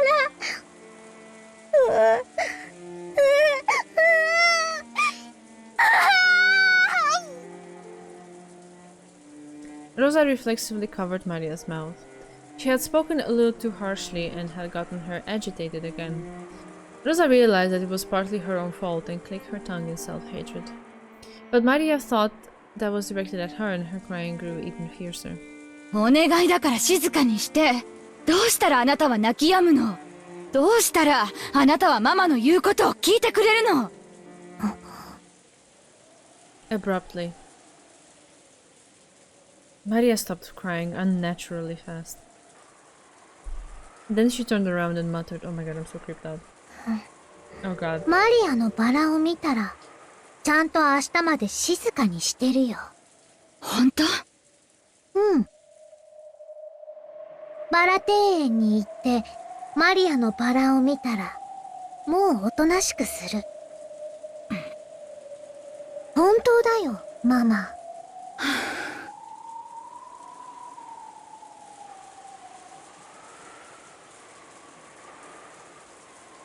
If it would keep Maria quiet for the time being, Rosa thought that even going out into this wind and rain would be a small price to pay.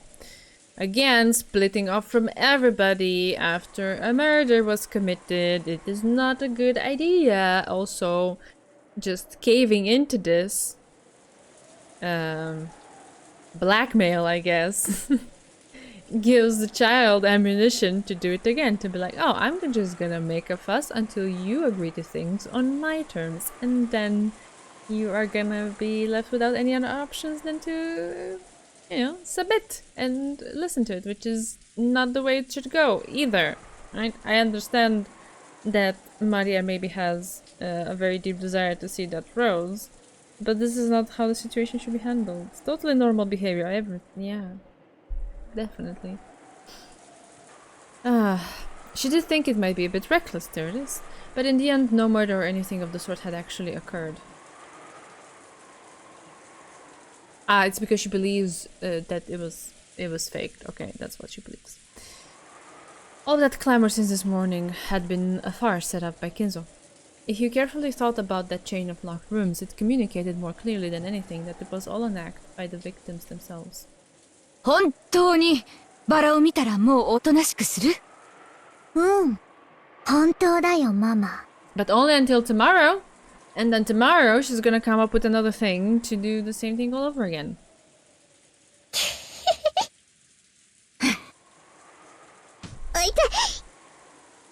Rosa didn't overlook that creepy laugh and lightly hit Maria with her fist. With her fist! And she shrugged as though giving up. わかったわ。一目見たら納得するのよ。いいわね。うん、ママ。約束する。Just a light punch to the face. Okay. Yeah. They mean like a light bonk, not an actual punch. Yeah, I know, but it's just the way it was translated. It was weird. Once again, Rosa tested the weight of her gun. It's alright. It's only a farce. There was never a murderer on this island in the first place. Just a soft uppercut. 待てよ、ローザおばさん。ローザおばさんとマリアが第二の番の犠牲者なのか。That is true. I was suspecting that they would be for the first episode, but yeah, they're not. They're not out of the woods yet. くそくそくそ！誰か気づけよ、呼び止めろ！今の親父たちや俺たちは何をしてるんだ。ローザ親子の痛々しい関係に気を使ってわざわざ話題を変えておるぞ。そなたらも2階へ上がりテレビを見ながら話題を変えておる。くそったれ！誰か気づけよ！一番近くにいるのは誰だよ！秀吉おじさんか！頼むよ！玄関から2人が出ていくのを気づいてくれよ！届かん届かん。2人のささやかな時間を邪魔してくれるな。Hideyoshi kept talking kindly, his hand on Eva's forehead. He didn't notice that Rosa and Maria were going outside through the front door at all. In that case, there was no way that the others in the lobby, which was even further away, would notice either. And the cousin's room upstairs was even worse. そなたは何を慌てておるのか？第一の晩にて犯人は事故死したとの大胆な察してにてわらわを打ち破ったではないか。ならばもうこの島に犯人はおらぬことになるぞ。何を心配する必要があるというのか。うるせえよ、白々しいんだよ。誰か引き止めろ、二人が殺されるんだ。 But doesn't this invalidate? I don't know if the epitaph, but at least the letter, because the letter says the moment you solve the riddle, things, the murders or whatever, they stop. So just solve the riddle, and everything is done. But if the riddle is solved and the murders continue, the heck does it mean? Nothing is like grounded anymore. Everything is up in the air. I still have the feeling that they're still gonna die. I just don't know what it means. I've been thinking that for a while, actually.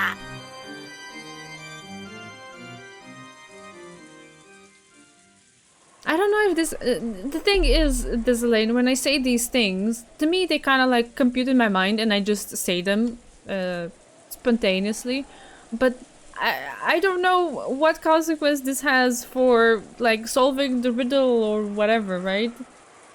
I don't feel like it does have that much weight. You're saying it has, and I'm like, okay, I appreciate that, but I still like cannot gauge it myself because I'm in the dark here. I don't know the things you do.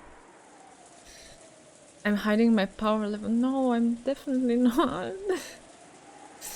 There was no way that Battler's voice's scream would reach Rosa or Maria. Oh, thank you, but I don't know if I will get any additional steps. That's what I'm saying. Anyway, we'll just take things as they come. The two of them could be seen in the rose garden. The rain was still awful, but unfortunately the wind had died down a little.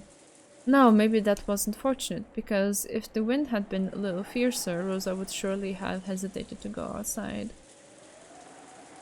Aww. Thank you. You're all very sweet. Maria found her own rose with the gold lace and stared at it lovingly. Rosa had accepted with the promise that Maria would only have one look at it, but she didn't want Maria to complain that it hadn't been enough later on, so she decided to go along with her until she was satisfied. She believed that there wasn't a culprit, but if by any chance she was mistaken, they were now in an extremely dangerous position. Yeah, I know. That's why I'm not like patting myself on the back too much, because yeah, anyone could have seen it coming, and I was already thinking it since the whole "ooh, we're solving the riddle," and like, okay, we're solving the riddle. What does that mean about the murders? Because technically, it would have, if we take the letter at its word, it would mean that they should stop and everything is fine and dandy. But like, I don't think that's gonna be the case. It doesn't seem like it's gonna be the case. So,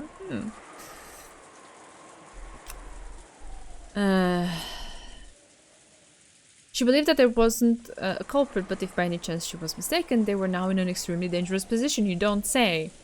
Rosa realized that faintly herself. If things got bad, she would throw away her umbrella and ready her gun. Keeping the innocently rejoicing Maria in the corner of her eye, Rosa gazed warily in all directions.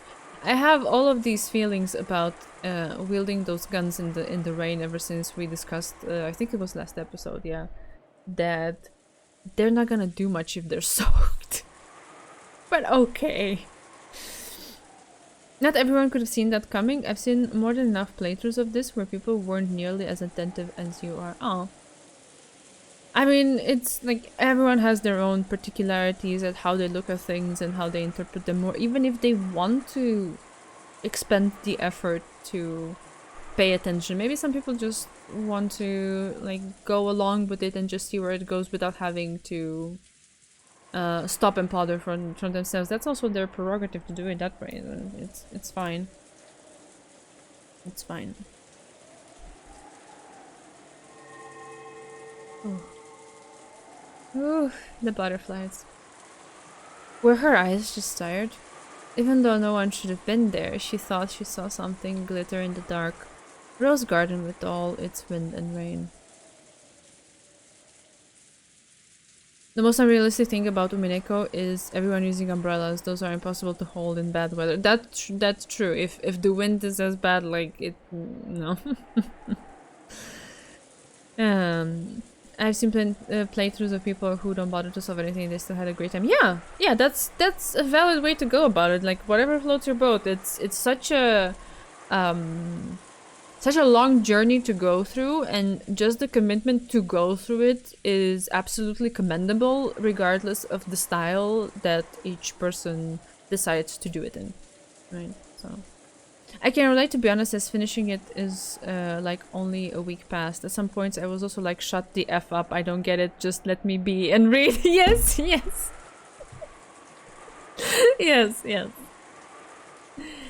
I feel like if I were doing this on my own, I would have more of those moments. But since I get to do it on stream, and you are also like throwing in your own ideas and your own comments at what's happening, I get to have these moments where I can sit and ponder and maybe even voice some of the things that are going through my mind. I don't think I would be nearly as reflective as I am right now with my own thoughts if this environment hadn't been here. I think if I were on my own, I would just like go speed through it much faster than this, because I that was also the way I went through, and then there were none. I didn't really have any feeling of like, okay, I'm gonna sit now and ponder what does that mean, you know, just like okay, and this is happening, and like show me the next thing, and that's how I kind of went through it. Even though no one should have been there, she thought she saw something glitter in the dark rose garden with all its wind and rain. Gold colored? It had to be her imagination, because to Rosa it seemed as though gold butterflies were dancing through the rose bushes. People are spoiling me? What do you mean? Spoiling in terms of the story?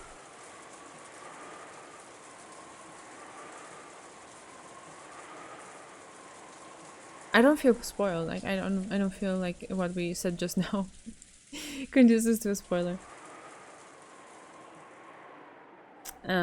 Maybe there is something there, but I also feel like I'm not in a position to connect things in that way, so I don't particularly feel spoiled. It's alright.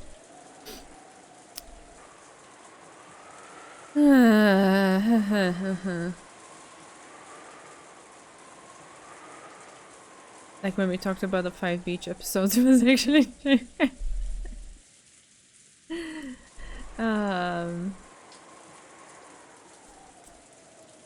let's see.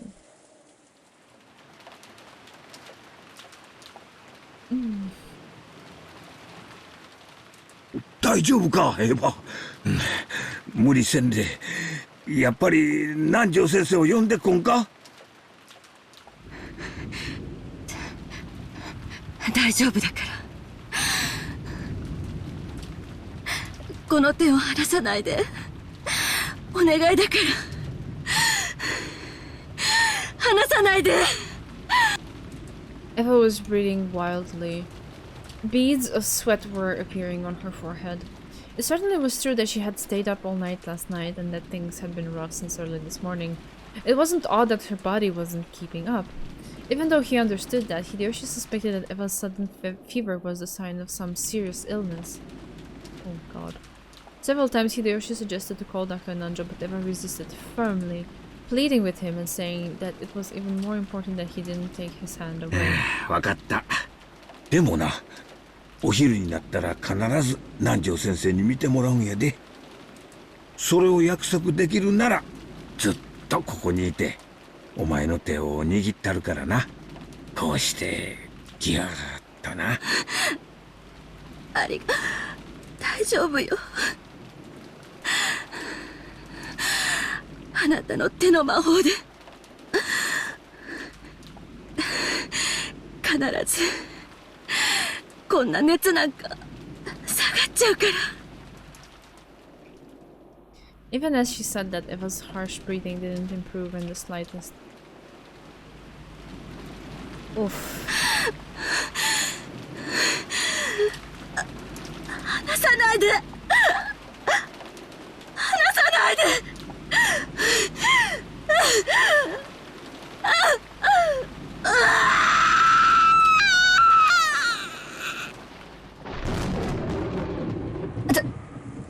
誰？ She saw an umbrella moving from beyond the rose bush. Rosa threw away her umbrella and wildly lifted her gun. When she did, the figure beyond the bush showed itself. エヴァおばさん。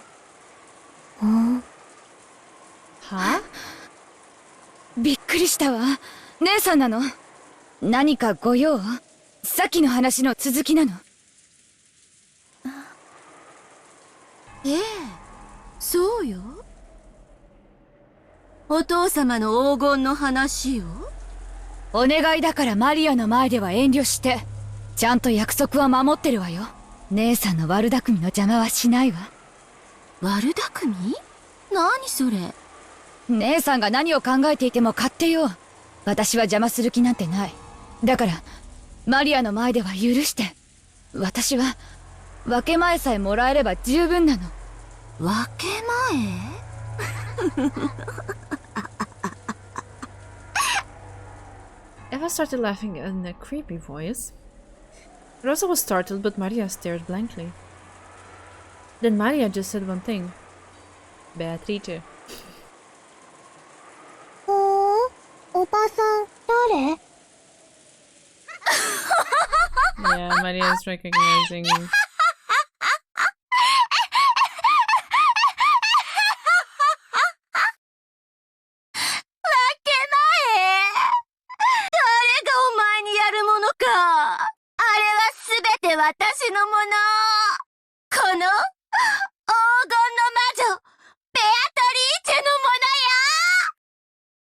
Wow, what a voice! Ugh.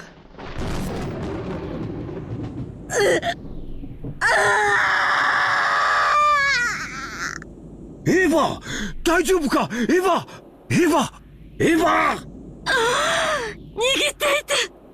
離さないで。私じゃない誰かに連れ去られないように。私の手を握っていて。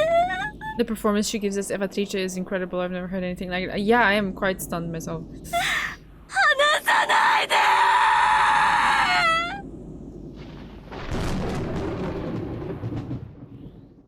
お前が何を努力したの？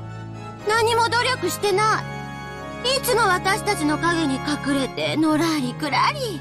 いつも戦わずに影から影へと逃げ回っていたお前に、後ろ宮家の黄金を無心する資格など本当にあると思ってるの？あれは全て私のもの。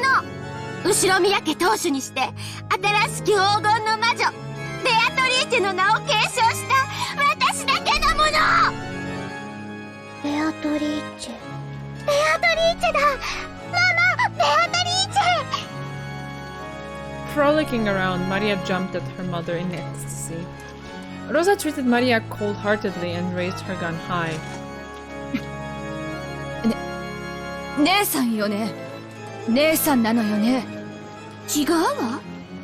私はもはやあなたの姉であった存在ではないの。じゃあ、あんた誰なのよ。ベアトリーチェだとでも言うの？そんなはずはない。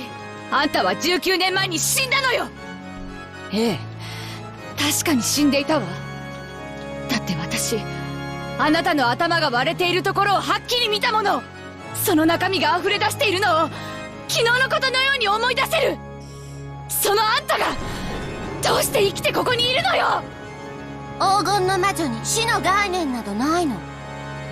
黄金の魔女とベアトリーチェの名は永遠に受け継がれてゆくわ。お前が知っていたベアトリーチェは死を迎えたかもしれないが、今やそれは私の名である。故に無限。ベアトリーチェに死の概念はないの。哀れね、姉さん。That gold has caused you to lose the distinction between fantasy and reality. もはや私はお前の姉ではないというのに。さて、しきベアトリーチェとして自らの復活の儀式を引き継ぐわ。 Ah, yeah, this is what they meant by the resurrection ritual. Okay, so she still needs to keep killing. Great. ロノウェ、私はどうすればいいの？ご随意のままに。もはやベアトリーチェ様にはどのような思いも実現できる力がおありです。少し扱えばなれるでしょう。不甲斐なき元妹よ。私が魔女として初めて捧げる最初の生贄に選ばれたことを光栄に思うがいい。第2の晩に寄り添う二人を私がこの手で引き裂く。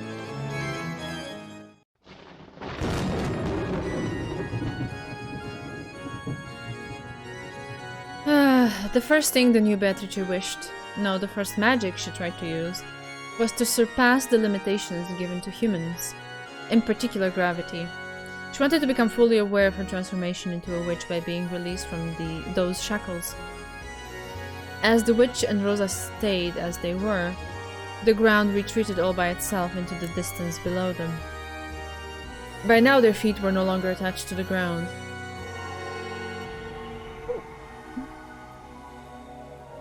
Rosa finally realized that the ground hadn't retreated into the distance below her, but that she and the witch had been sucked up into the rainy sky.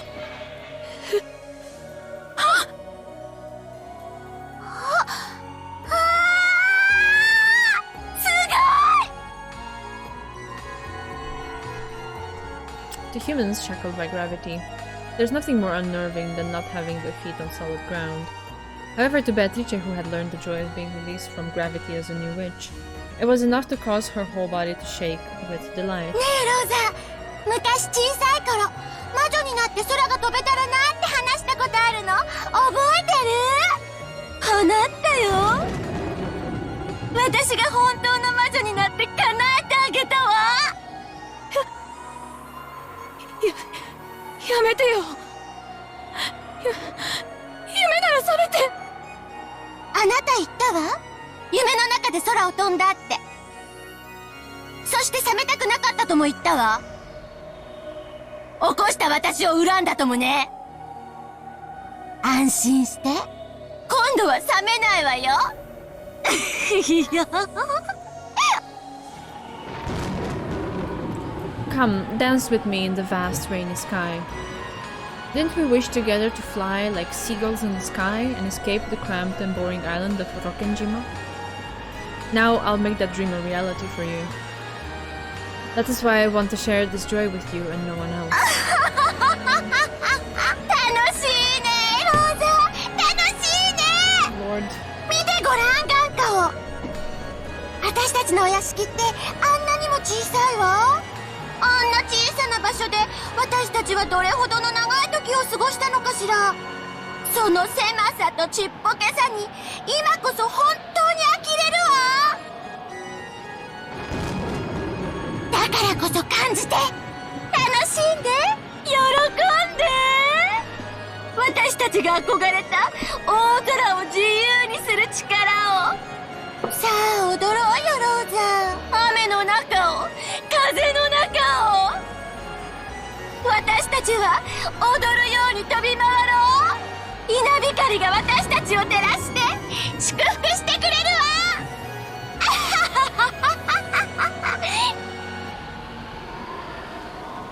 The witch and Rosa were like leaves fluttering around in a whirlwind. As the rain pounded upon every part of their bodies, as the lightning occasionally shone upon them, they shook with the joy of being released from the ground. However, it was only that way for the witch. Rosa was holding onto her head, voicelessly screaming over and over. やめて！許して！私を下へ下ろして！そうね。人間は大地を這うのがお似合いね。なら地上にお帰りなさい。A slightly displeased expression rose to the witch's face when she realized that her own joy was not being shared, and she decided to listen to her former sister's request.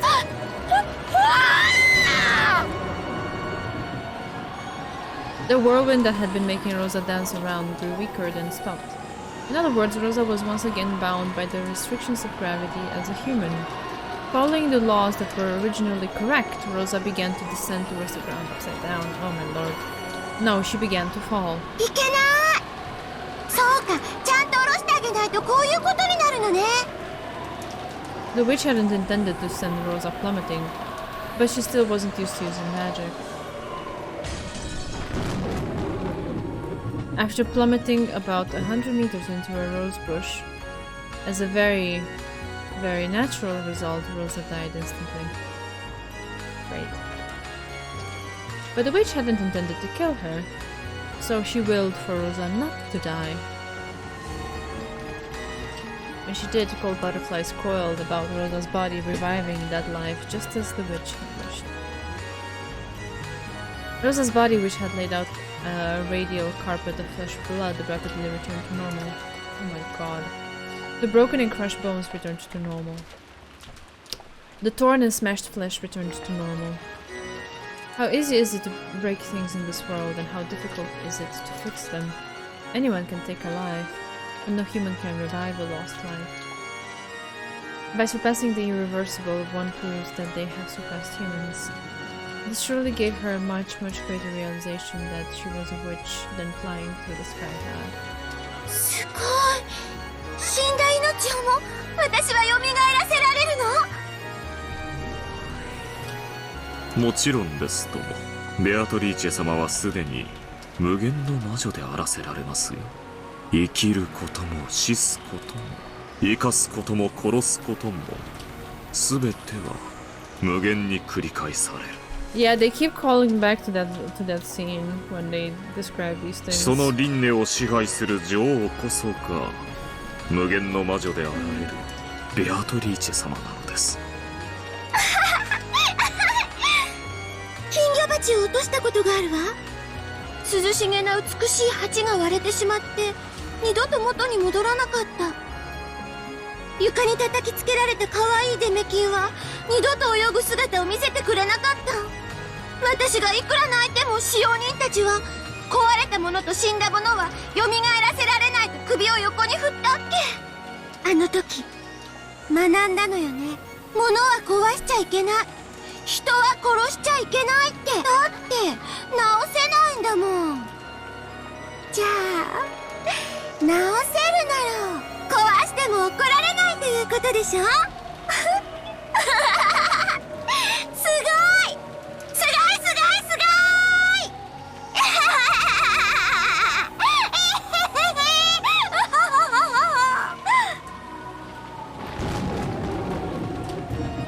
For a while, the witch became intoxicated with how terrible and wonderful the power she had succeeded was. Her laugh was pure, innocent, and also cruel. I don't know how that can be pure and innocent, but okay.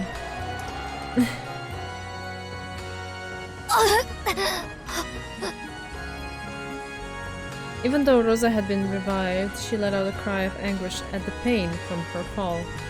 The witch landed in front of her and held out her hand. すまないわね、ローザ。空を飛ぶのがこんなに楽しいとは思わなかったわ。ごめんなさい。本当にごめんなさい。そして人間がこんなにもろく死ぬとも知らなかったの。でも生き返らせてあげたからもう平気。だから起きて。私ともっと遊びましょう。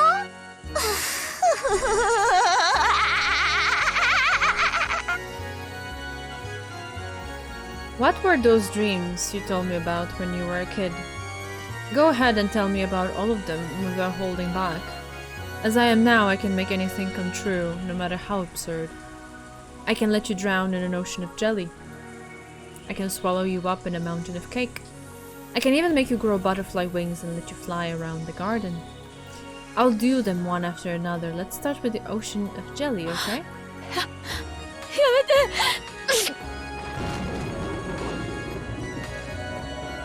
Rosa was once again thrown high into the rainy sky. However, the sky wasn't filled with raindrops, but with drops of orange juice. When she looked down, Rosa had to doubt her eyes. The rose garden had disappeared, and the ground spread out beneath her was like a pastel-colored jigsaw puzzle. It was from the dream she had talked about when she was young, an ocean of jelly. The black part was coffee jelly, the red was strawberry, the yellow was pineapple, the green was melon. What was the white part? Apple, perhaps? Did Rosa even have the time to think something like that? Rosa fell towards that multicolored ocean. And sank deep into a grape-flavored purple sea. It really was an ocean of jelly. It had no bottom. As Rosa sank, she was shocked to see a school of transparent fish swimming through the grape jelly ocean. They were probably made of grape skin. Then she sank on and on, deeper and deeper, as deep as the Mariana Trench, compressed tight by the water pressure of the jelly ocean as her ribs crushed and crunched, as her spine snapped and cracked. The face of Onezu, like, what the fuck? Yeah, I have no idea. If she is to kill Rosa, can she just, like, kill her and get it done? And why do we have to go through this? I have no words. In the end, she had become a small, frail meatball. Great! Fantastic.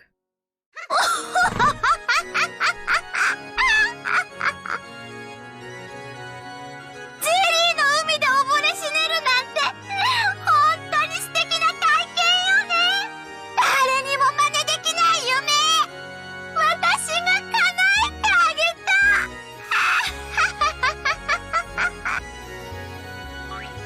The instant I snapped my fingers, the meatball that had been Rosa was launched up into the sky.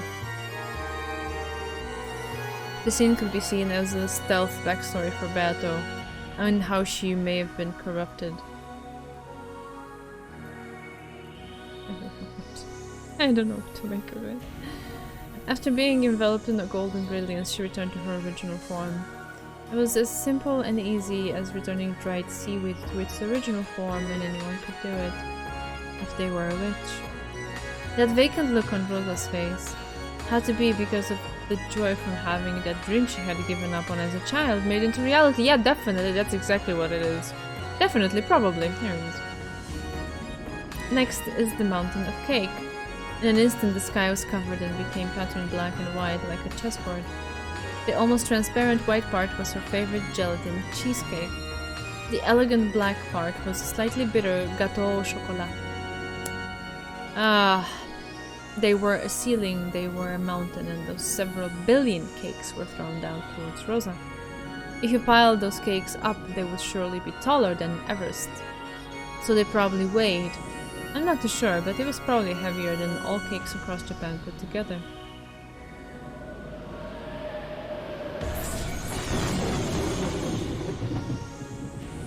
It fell down like a ceiling and swallowed Rosa up, so as a very, very natural result, Rosa was crushed to death. Great, fantastic. In less than a second, her bones broke throughout her body and her insides were all smashed and forced out.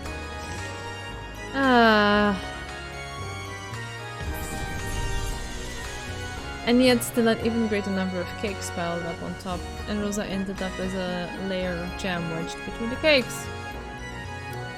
She became as thin as a single hair and was probably smashed out into the area of a tennis court. The world swallowed up by cake was once again absorbed by a golden flash. Then, as though it all had been a dream, Rosa was revived once again. Of course, it definitely wasn't a dream. She had been revived after dying.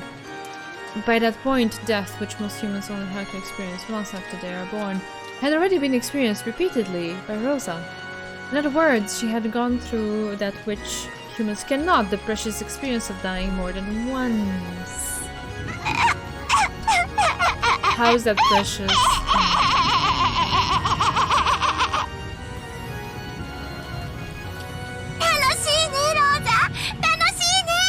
次は蝶々だよ。ほら。もう許して。ダメ。もっと遊ぼうよ。もっと遊ぼう。Laughing innocently, she pointed her gold staff at Rosa as she begged for mercy. Where she did, Rosa glittered gold and rapidly began to shrink. She shrank down to the size of a real butterfly. Then gold wings sprouted from her back, and she joined her fellow gold butterflies. However, while a human body could withstand this wind, it was a different matter for a butterfly's body. The gold butterfly Rosa was invited to dance by each gale of wind, and she spun in circles around the rose garden.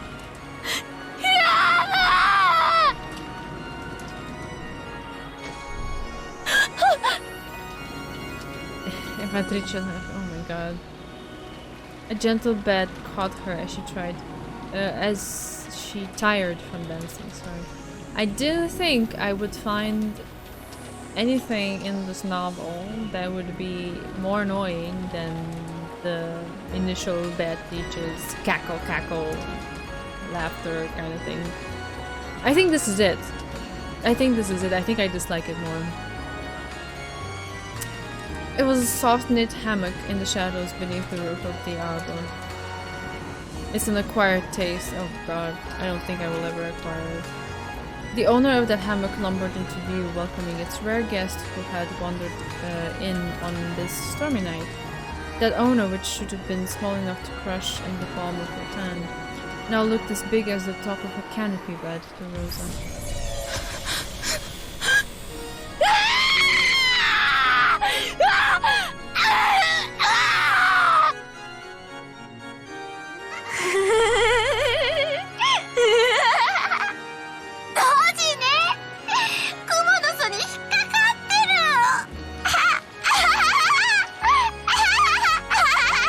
I mean, how is that web still there in all this rain and typhoon and wind?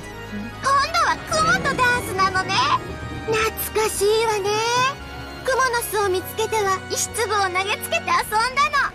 クモって獲物をかじるんじゃなくて毒液を刺して中身をドロドロのスープに溶かしてからすするんだって聞いたことがあるわ。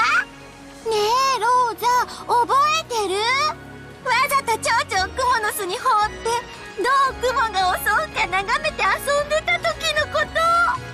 Okay, it's messed up.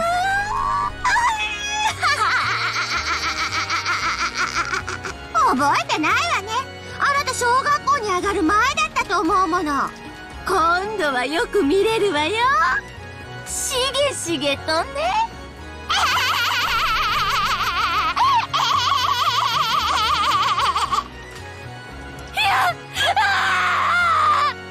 許して姉さん、助けて姉さん。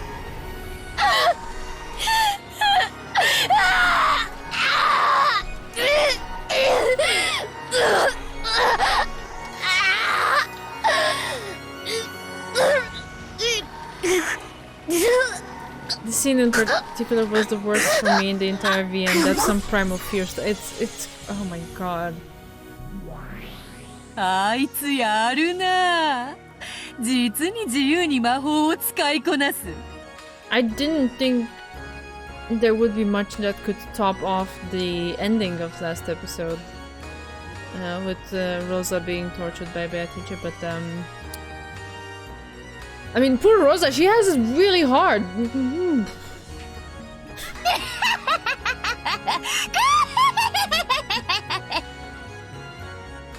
面白い面白い面白い面白い。バトラも笑えるだろう。ふざけんな。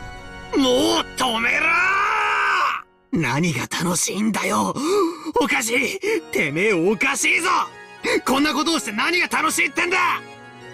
あんなに楽しそうじゃないかよ。無理もない。魔法は楽しいもんな。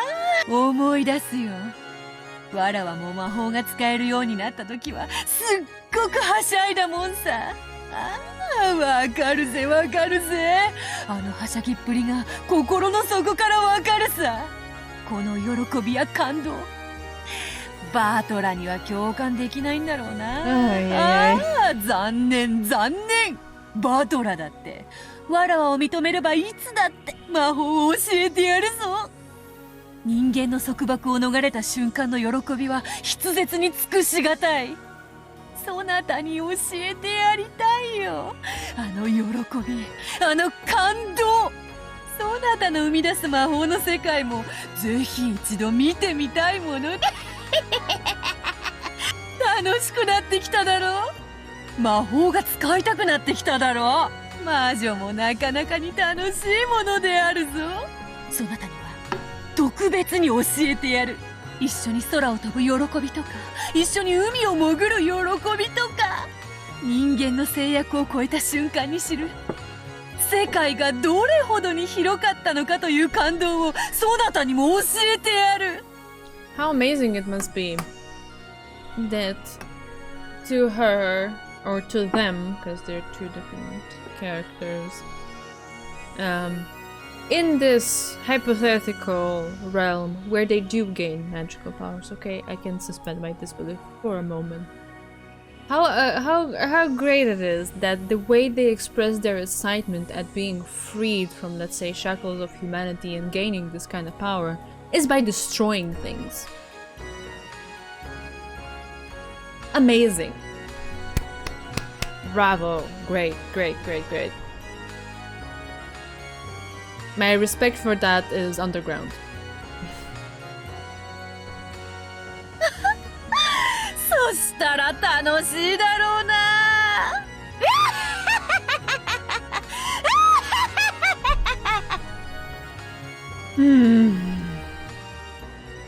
There was no malice in Battle's expression. It was hard to believe, but she was genuinely enjoying this cruel show. And she thought she was sharing her appreciation with Beth. Battler was aghast at that vastly. Yes, thank you, Battler. And I'm not alone. Hopelessly different measure of value. Yeah, exactly. That's a good way to word it. ねえ、絶対変だぞ。もうやめろ、チキシャー。ワルギリア、このおかしな茶番を止めさせるんだ。どうすりゃいいんだ。私たちは番外の存在です。盤上には触れられません。Virgilia shook her head apologetically. She was one who had already been killed. Did that mean she couldn't interfere in any way? As Beato continued to enjoy it in a crazed sort of way, Battler lifted her up by the collar and yelled at her. やめろやめろやめろー！いい加減にしろ、魔女め！あれがエヴァおばさんだってのか？ありえない！俺の知ってるエヴァおばさんは確かに意地悪なとこも少しはあったけど、こんな残酷なことをする人じゃ断じてありえない。全てお前のまやかしだ。ローザおばさんをもてあそぶな。エヴァおばさんをもてあそぶな。今すぐこの茶番を止めさせろ。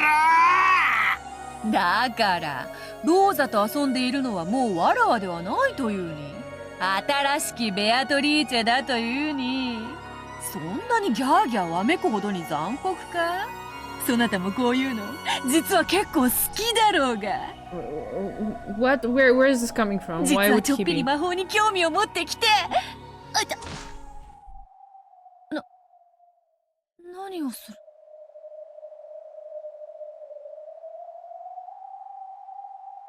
Oh wow, okay. For the first time, Battler slapped Beato across the cheek.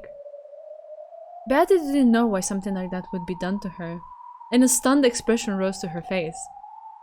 Battler found that expression even more unforgivable, and he roared.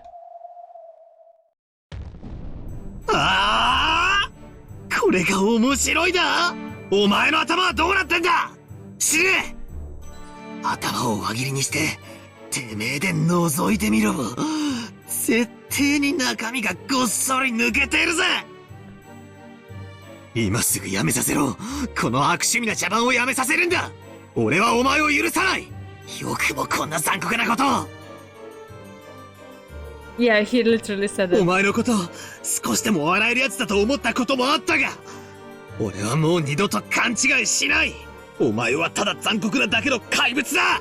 俺の前に現れるな。二度とだ。お前を認めない、お前と話さない、お前の顔など見たくもない。聞こえたか？俺の前に現れるな。お前なんか消えてしまえ。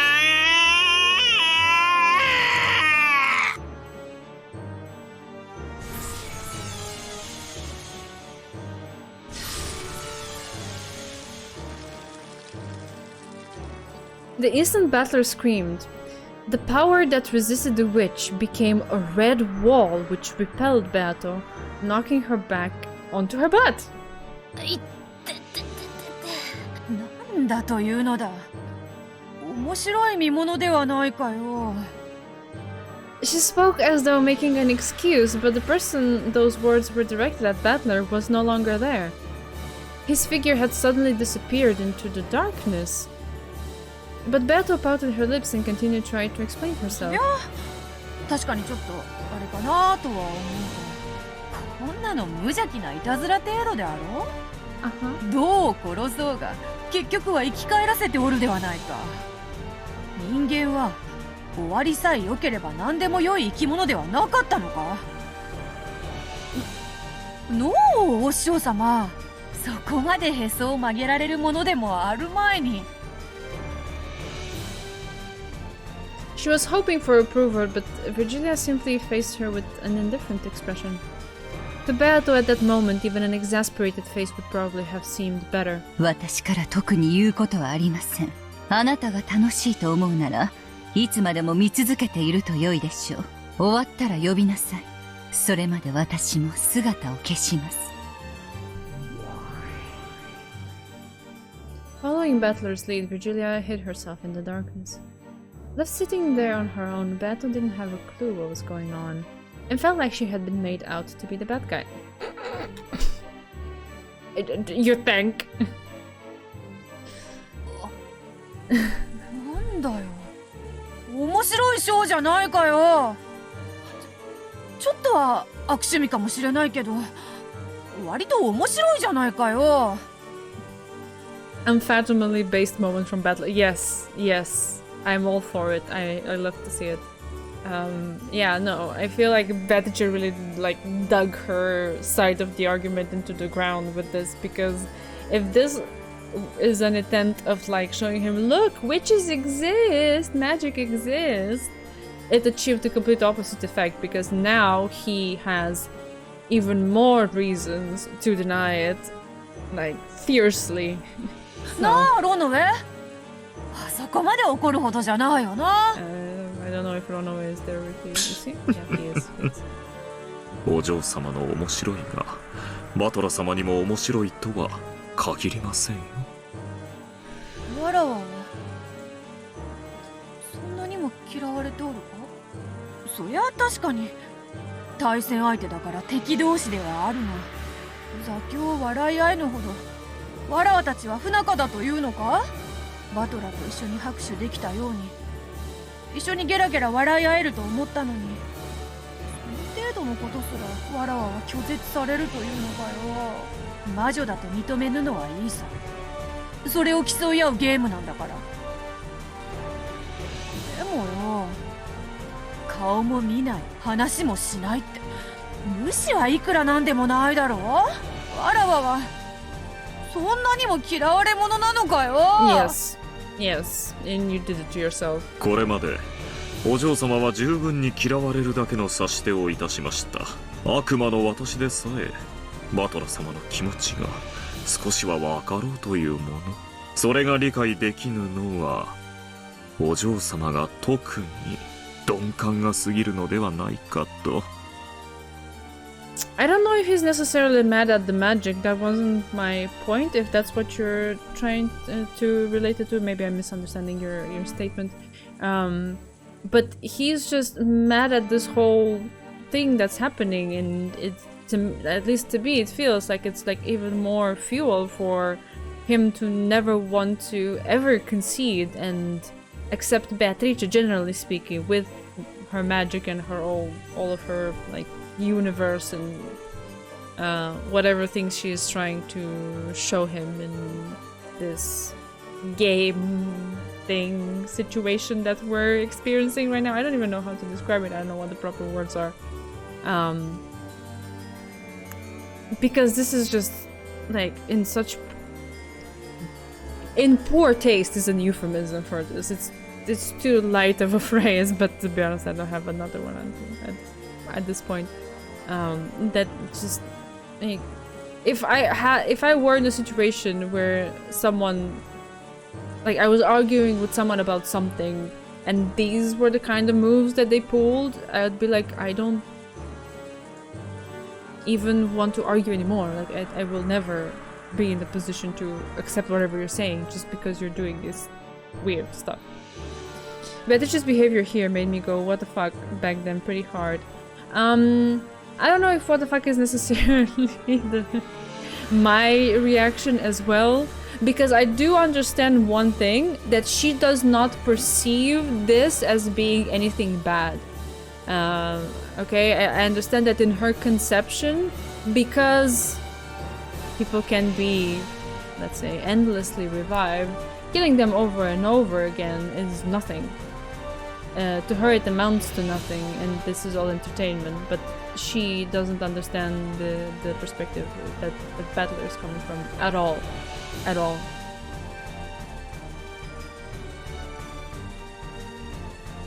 Me when Batora doesn't want to play with me over something Eva did. So the thing is not necessarily that Eva did it, but Beatrice is not only condoning it, but is entertained by it, and it's like, what's so bad about that? There's nothing bad here, it's something very interesting that's happening. Let's enjoy and clap together. And Battler's like, what the fuck, woman? I didn't think that she really is that genuine about this stuff, so it caught me off guard a bit. I am not surprised by anything since the end of last episode. I was tremendously traumatized by the whole scene with Rosa. No, thank you. I'm reliving it in my head now. No, the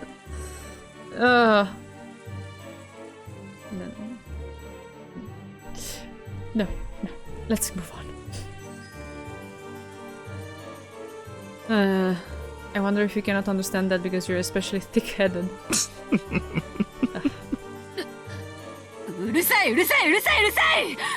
お前も消えてしまえ。はい、かしこまりました。それでは失礼いたします。Even Runaway hid himself in the darkness and Beato was left alone. The only one in the rainy rose garden. No one will play with a lonely witch. Because no one would play with her. She was a lonely witch. なんだよ。なんでわらわと。こんなにわらわは変かよ。残酷かよ。誰か返事しろよ。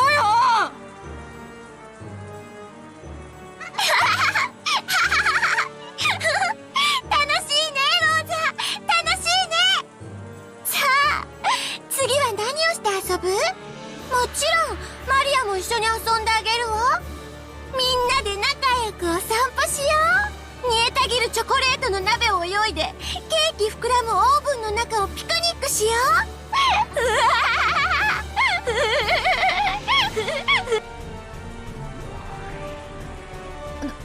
う。の新しきベアトリーチェ。Behind the witch who was continuing her spree of tragedy, Beato showed herself. Her expression was very rare for her. It was kind of restrained, somehow unreliable, miserable. これは仙台ベアトリーチェ様。ご覧くださりましたか？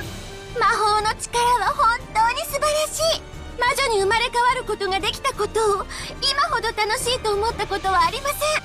まるでいつまでも終わらぬお遊戯の時間のよう。さあ、仙台様もご一緒に遊びましょう。その前にちょっとお待ちになってくださいね。二人はオーブンの中で焼け焦げて死んでしまったからまた蘇らさないと。まるでイーストで膨れるパンみたいに、オーブンの中で膨れるクッキーみたいに。話を聞けというのに。そのだな、第二の番の生贄にはもう十分であろう。確かに殺し方については指定がないが、それ以上もてあそぶことはあるまいに。何をおっしゃいます、仙台様。さっきロノウェイから聞きましたよ。仙台様の魔法はもっともっと素敵で残酷でやりたい放題だったって。6人のお腹からお菓子が溢れ出すハロウィンパーティーなんて本当に素敵。ならば私はあれリスのお茶会を演出しようかしら。なんでもない日を祝うお茶会にみんなを招待して、私が魔法で次々おもてなしするの。先代様みたいに素敵にできるかしら。個性的に残酷にポップにキュートにできるかしら。今思うとおとぎ話とかってどれも残酷でしたよね。そのおとぎ話の魔女に自らがなってみて、ようやく理解しました。 Happy on birthday! A good one.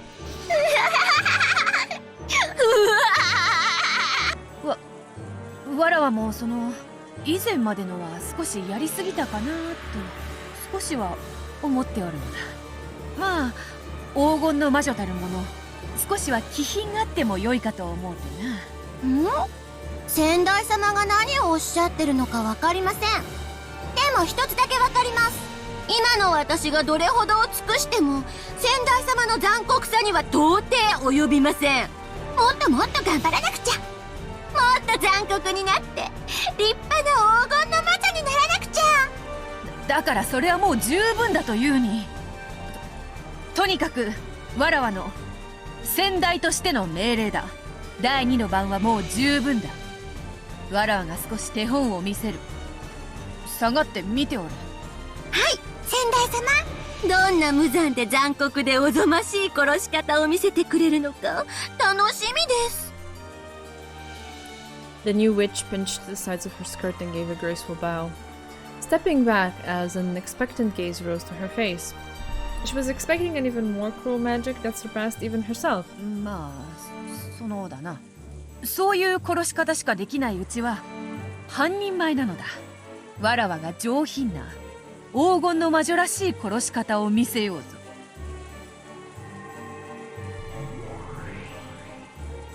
When Beato waved her pipe, 7 colors of smoke poured out, reviving Rosa and Maria.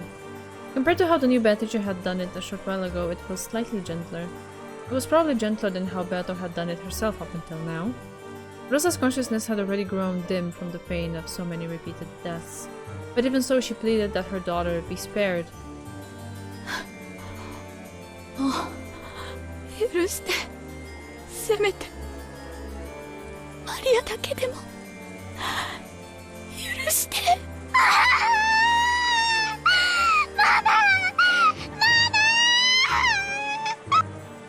すまぬ。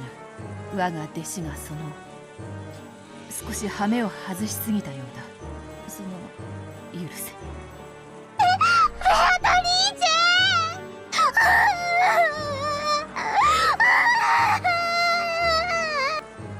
When Maria realized it was the real Beatrice, she jumped onto あ her. とは約束したよね。マリアを黄金島へ連れてってくれるって約束したよね。そこではママとも仲良しになれてみんなずっと笑い合えるの。そこへ連れて行ってくれるって約束してくれたよね。そのだな。その約束はもう守れぬ。碑文の謎を解く者が現れたから、わらわはもう黄金の魔女ベアトリーチェではないのだ。Her voice is so low that it's been drowned by the music now. だから That speaks volumes. そなたとの約束はもう守れぬ。なんでどうしてヘアとは約束してくれた。すまぬ。本当にすまぬ。だからせめて約束を守れなかったお詫びに。I'll give you a truly quiet sleep, which will never be disrupted again. Beato embraced Maria with a loving expression. Then, softly, a red bruise appeared on Maria's neck. It was a very gentle bruise.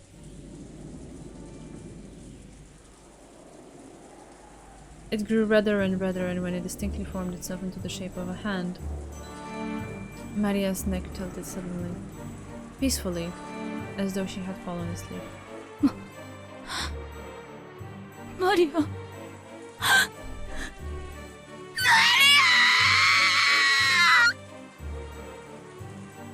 すまぬ。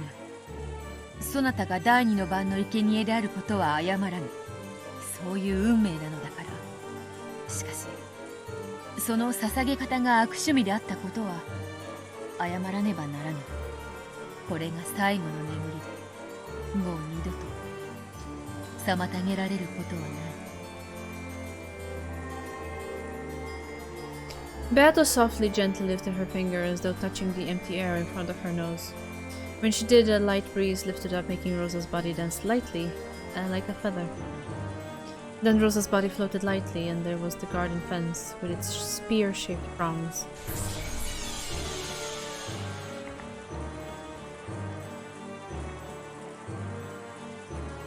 The spear of the fence pierced Rosa's medulla oblongata, benevolently without toying with her in a single blow. Rosa's life was snuffed out. Compared to the earlier innocent yet cruel events, her end was surprisingly tame. It just looked like a doll shaped like Rosa was leaning against the fence. But she had passed away. Okay. まあ、ざっとこんなものよ。I think it is enough. I don't know how much longer this goes. We have more or less of a conclusion. I'm gonna make a save and yeah, next time. Because... Oof.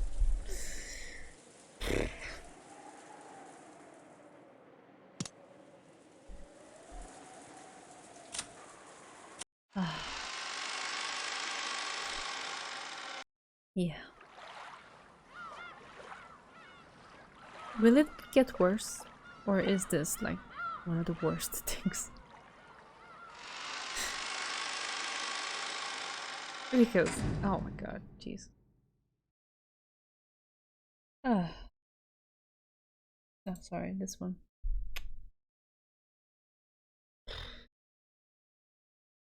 There is some gruesome stuff later too. Okay. I will brace myself.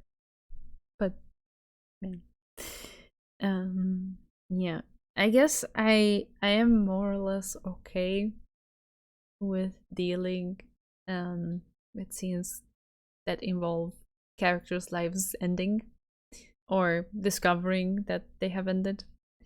It's just this reviving and killing over and over that just I'm not yeah, I need a bit of time to get over that.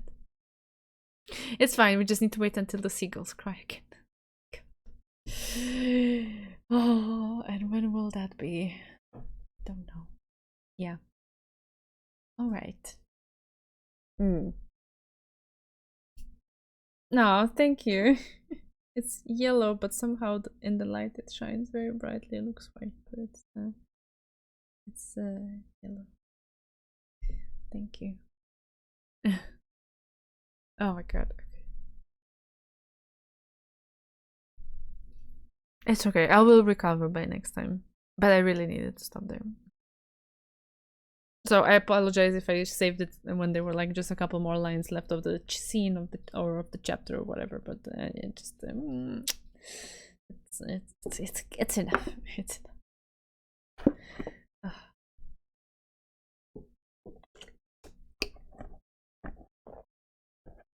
Worst part is I still am not clarified what I'm supposed to do or make of these, because I can't imagine that the author wrote them just for the heck of it. Like there must be some sort of, or I would hope that we're not being put through this without there being some sort of meaning or metaphor or interpretation or I don't know, some exploration of what it means to be a witch for Beatrice or for witch kind in general. I don't know. That's basically the feeling when there is no catharsis, but there will be. Just keep going. Okay, thank you. Okay. That reassures me a little bit. Thank you. Thank you. I would hope that eventually there is something that comes out of this, because ugh, it is quite an experience. Yeah. Oh, oh, you're so sweet. It's just a dress. Rikishi knows how to balance the extreme violence, like Battler's outburst today. Yeah, it feels really good when Battler has moments like those, when he basically takes whatever we as readers are feeling and manifests it into the novel, and especially towards Beatrice. It feels really good. In a way, I do feel vindicated by that moment, but still, ugh. Okay. I mean, at least it's not very visually explicit, right? At least there's that, because I don't know if I would be able to put up with that. Yeah. My sessions reading it were kind of longer, but there were also some parts where I had to pause for longer than a week. I see. I understand. I think that's why I had a tough time with the VN sometimes. I never connected with Batora. Oh.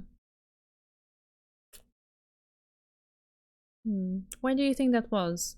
I mean, I don't want to jump into a, full-fledged analysis of it, but do you have like a sense of it that you could like distill in a sentence? Why couldn't you connect with him? Were you more on Bear's side, or?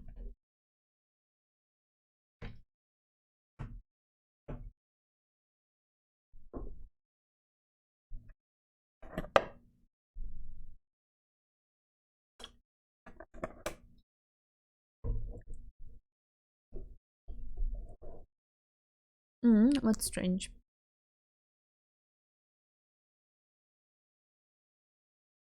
I sided with him, but I couldn't get as invested in the murders as him. Ah, you mean the emotional response that this elicits in him, you didn't feel it the same way. Alright. Basil is like such a cutie. He is, though. He is. I very much like him. I hope the novel doesn't break my heart.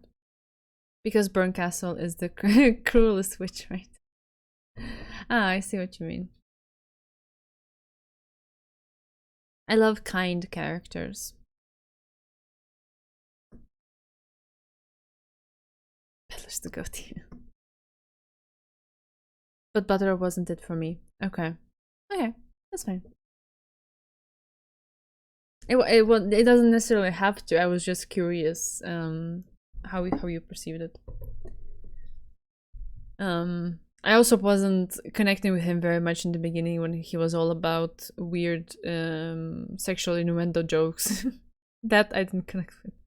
I just feel like he translates my feelings into the novel quite well. And as Beatrice was sorry, not Beatrice. I'm getting confused. Too many bears around. As Bea, our Bea in the chat, not any character in the novel, okay? So as our Bea was pointing out last time, I have apparently this tendency to be on the same wavelength as him quite a lot.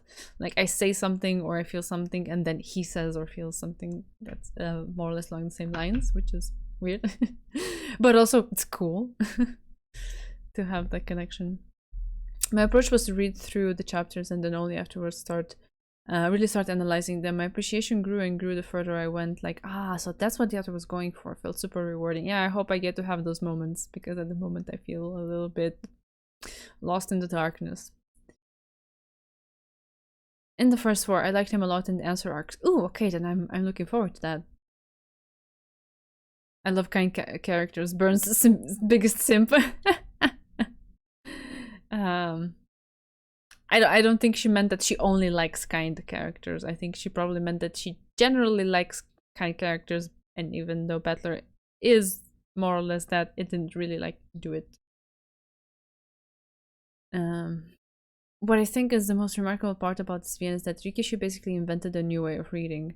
Like social reading, if you will. Aww. Oh yeah, that's cool if you put it that way. That's awesome. I like everyone. Alright. Bear has love for everyone. That's nice. I read all of it with Desolin watching me, and we discussed. Reading it alone would not have been the same. I know. I totally agree. I don't like the experience that I'm having doing this and having you in the chat to kind of like bounce thoughts of. There's no way reading it by myself could have come any closer. Like it could have come any close like to this.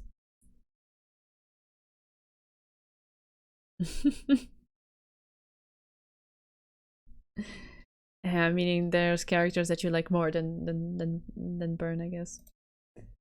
It's,